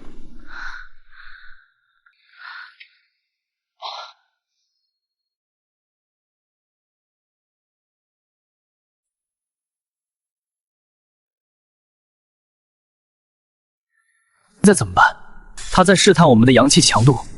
我的麒麟精血能压制他，我来吸引他的注意力。不行，太危险了，我们不能让你一个人留下来。这是命令。昌奎的目标是我，你们留下来只会成为累赘。2名高马尾女队员保护大家撤退，我随后就来。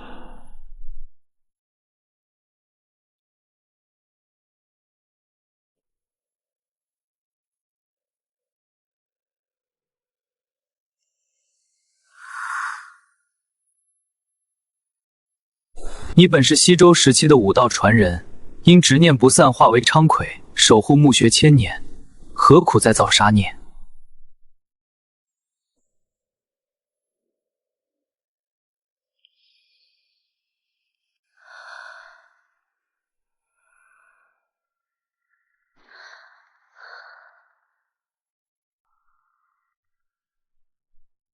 队长不会有事吧？那昌奎看起来好厉害。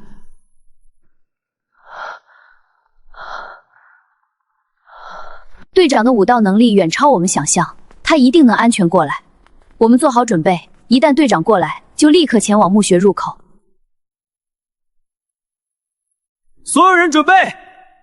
昌奎已经同意放行，跟着我走，不要回头，不要与他对视。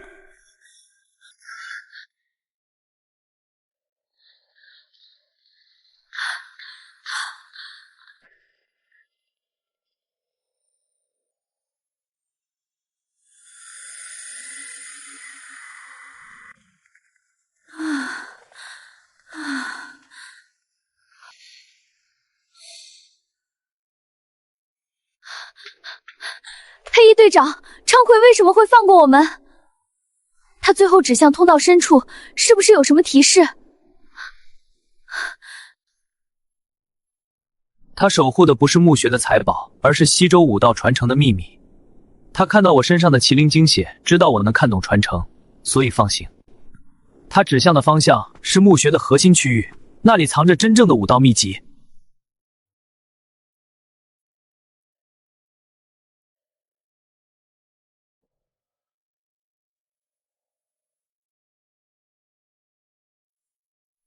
你看，那应该就是战国武道墓穴的入口了。没错，那是北斗七星阵武道台，墓穴的入口就在阵法中央。不过要进入墓穴，需要先破解阵法，否则就会……快看，石台上有个人影。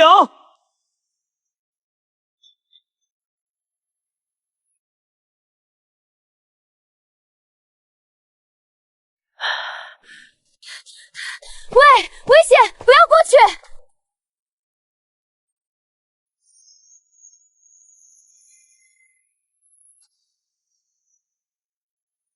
不好，他被昌奎的残留气息影响，成为了阵法的祭品，快阻止他！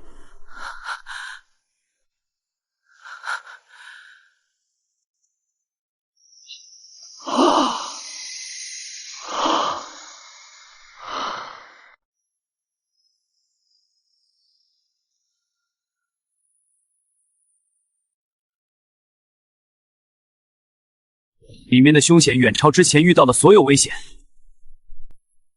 大家做好准备，跟着我，不要触碰任何石壁上的纹路。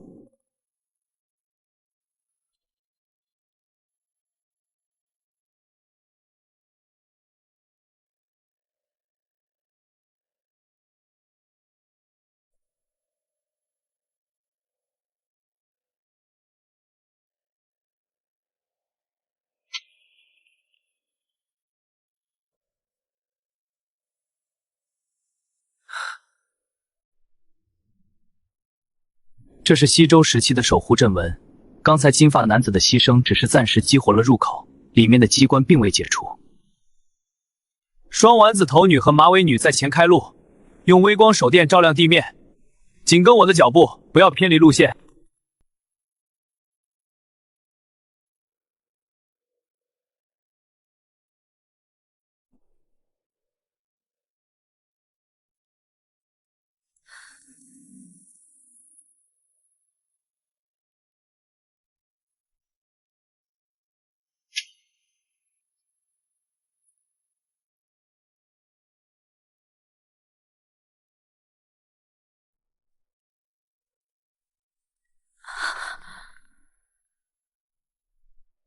你们看，这些是盗墓门派的切口，谢灵上面记录着，应该就是鬼手藤武道异兽。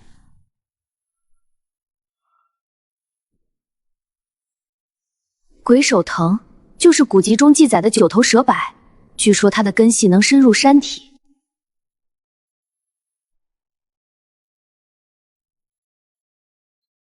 没错，它以阴寒精气为食。大家提高警惕，注意观察地面和石壁。鬼手藤的根系可能藏在任何地方。不好，我的脚被什么东西缠住了。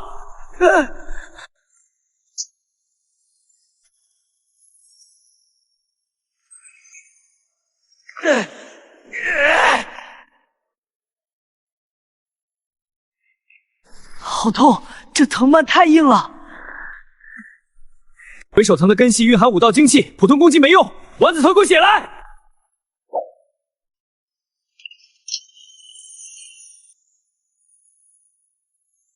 快挣脱，后退到安全区域。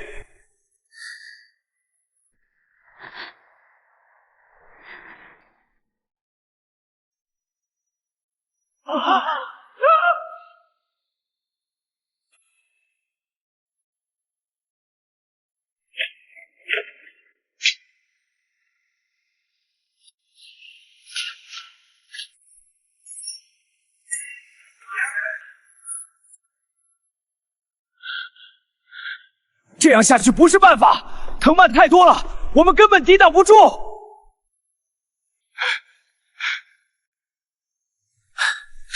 鬼手藤的核心在通道尽头的石壁后，只要毁掉核心，这些藤蔓就会失活力。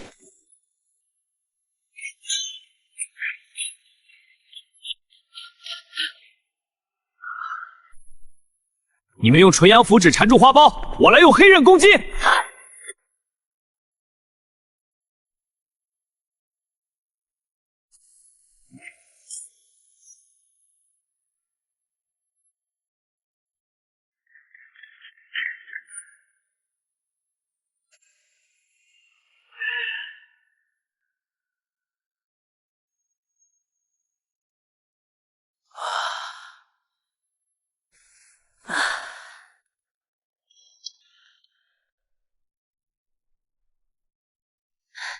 黑衣队长太厉害了，没想到鬼手藤的核心这么脆弱。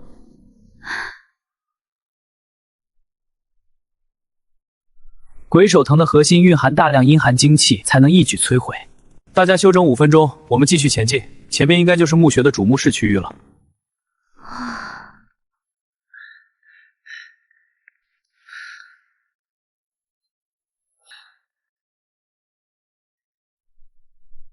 林队，这些盗墓门派的切口会不会还有其他提示，比如主墓室的机关分布？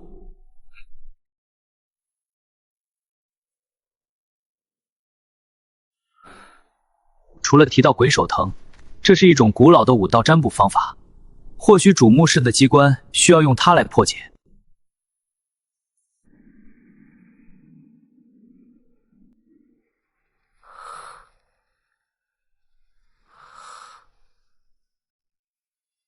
主墓室的机关，但需小心应对。大家收拾好装备，我们现在出发，前往主墓室。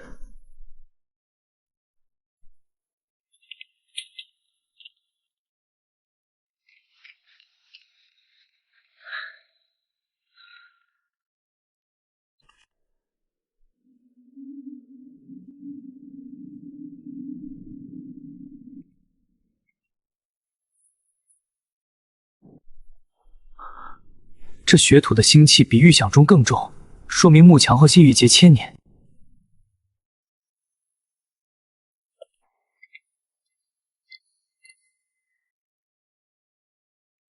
队长，这是洛阳铲，按您的要求准备的，现在可以探土了吗？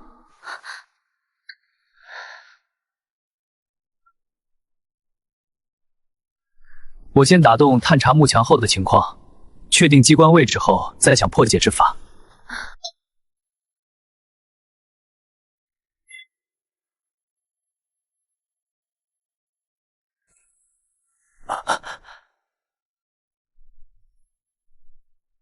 果然，这绒毛是血尸身上的，说明他离我们很近。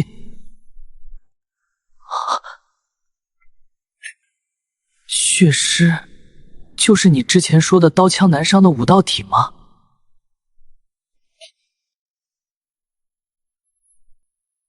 没错，血尸的阴寒精气。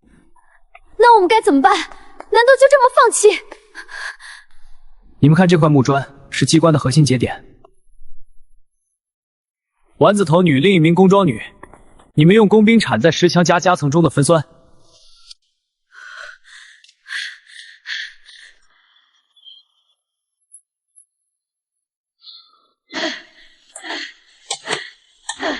林队，您打算怎么取出这块木砖？它看起来和其他砖牢牢粘在一起。用金刚指武道技能。这木砖虽坚硬，但金刚指能凝聚武道力量，直接将其夹出。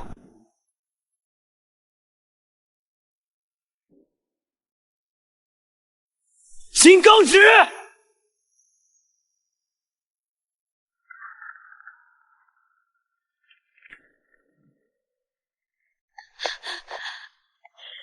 这就是分酸，好刺鼻的味道。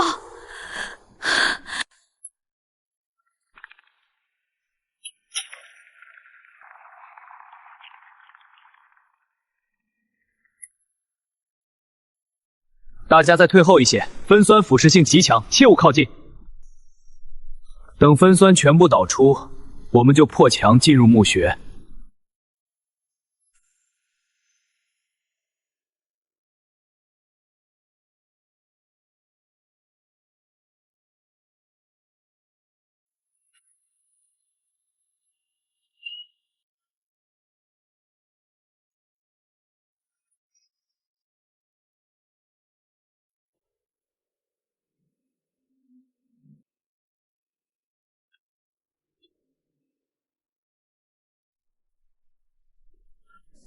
这些就是武道人心吗？看起来好吓人！不要靠近青铜鼎，鼎身的纹路是守护阵法，贸然触碰会触发机关。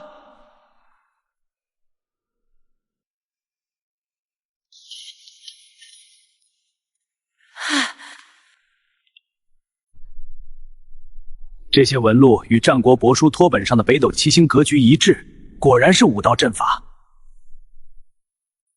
大家快看，那边有一口棺材！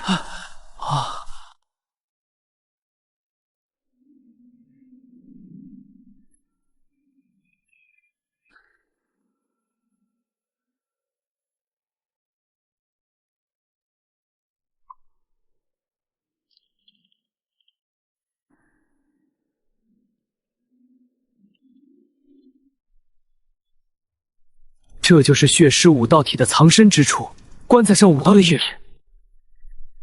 大家不要乱动，待我破解阵法后再处理血尸。黑衣队长，这是龙鳞古武书上的武道秘文，会不会对破解阵法有帮助？有帮助。这些秘文记载着克制阴寒阵法的方法，我们需要用纯阳符纸结合黑狗血。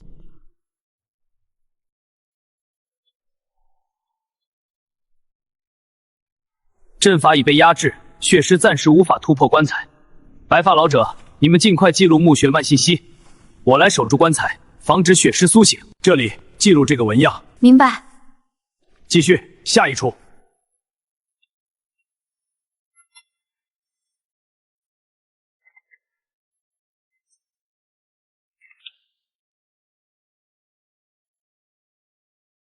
大家退后，血尸要苏醒了！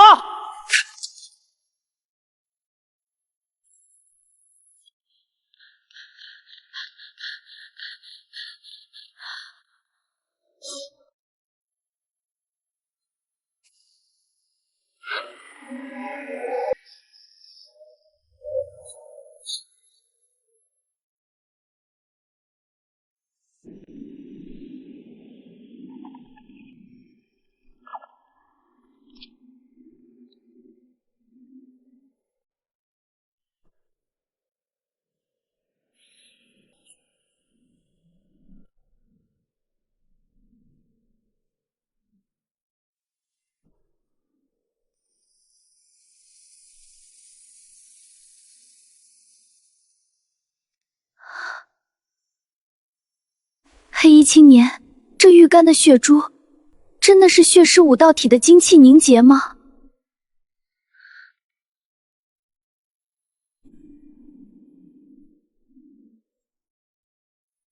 没错，这是血尸千年阴寒精气与自身精血融合的产物。黑棺里的武道体已经苏醒，大家屏住呼吸，切勿释放多余阳气刺激它。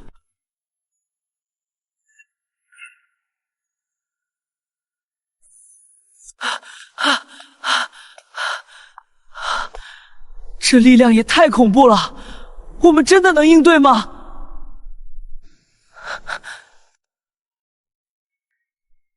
有黑衣队长在，一定可以。我们只要守住身后，不让任何危险靠近黑衣队长就行。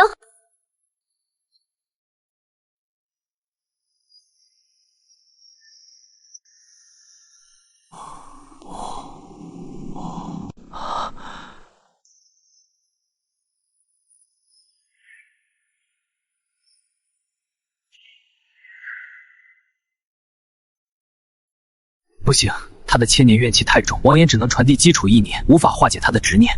高马尾女，束发女，寸头男，准备战斗！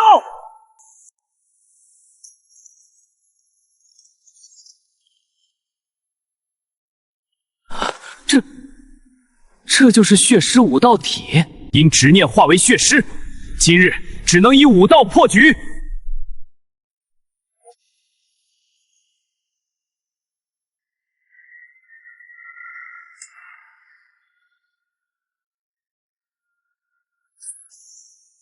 黑曜者！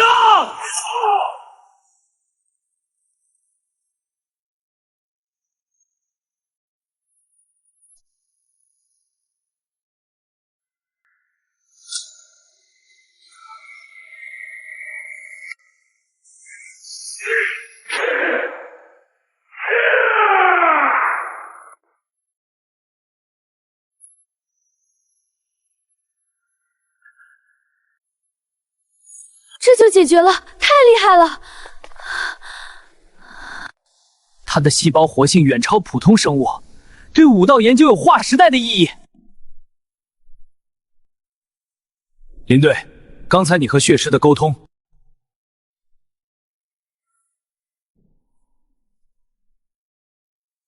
王岩能力，能与异空间武道体进行基础意念交流。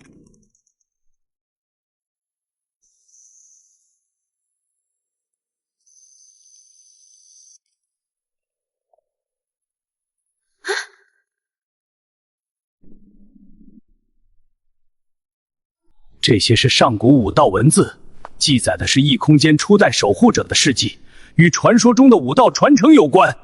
好的。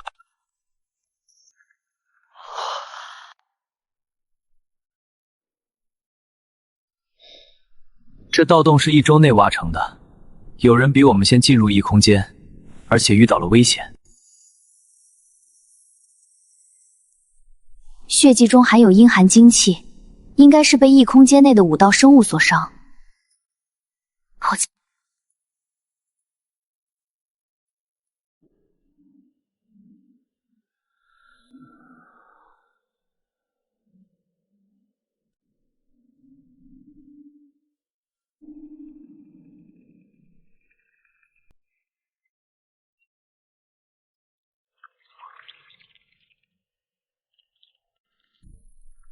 这绿色物质是武道体退化后的精气凝结物。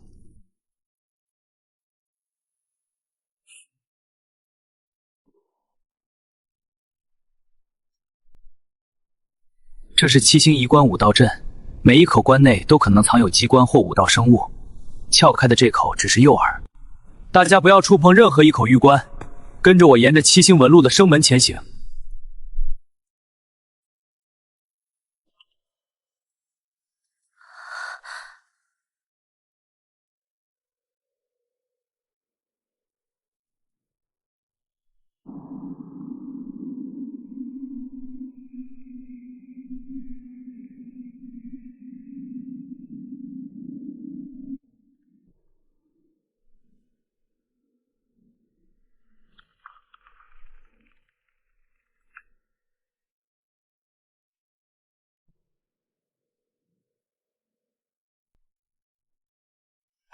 黑衣短发男，这真的是人皮！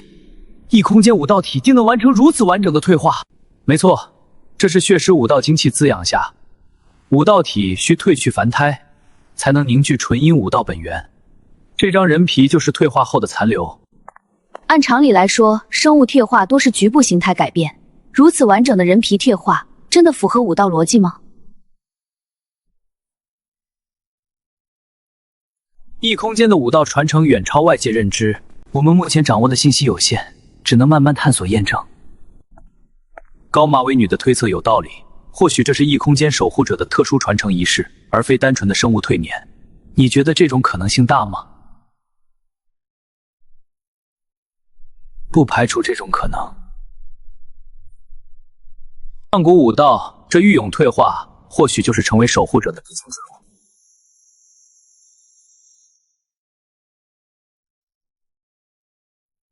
这刀痕是1周前留下的，是谢岭派的武道斩击手法，刀势刚猛，却不懂异空间机关忌讳。谢岭派，你怎么判断的？还有什么机关忌讳？谢岭派行事刚猛，擅长以武道蛮力破局。正常探索异空间，需在东南角点燃武道引烛，若烛火熄灭，需立刻退出，而这里没有任何烛火残留。 你们看刀痕旁的凹陷，就是他受伤后发力不稳留下的。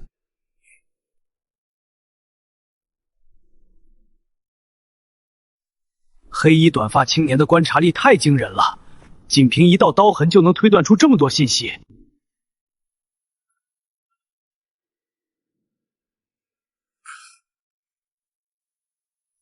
白发院长，你看这玉棺上的文字，并非异空间原生纹路，而是后来刻上去的。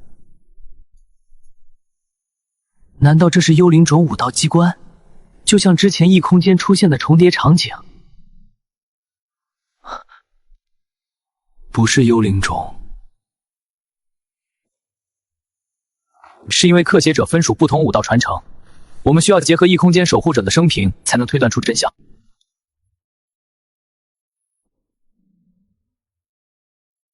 看起来像是一段武道传说。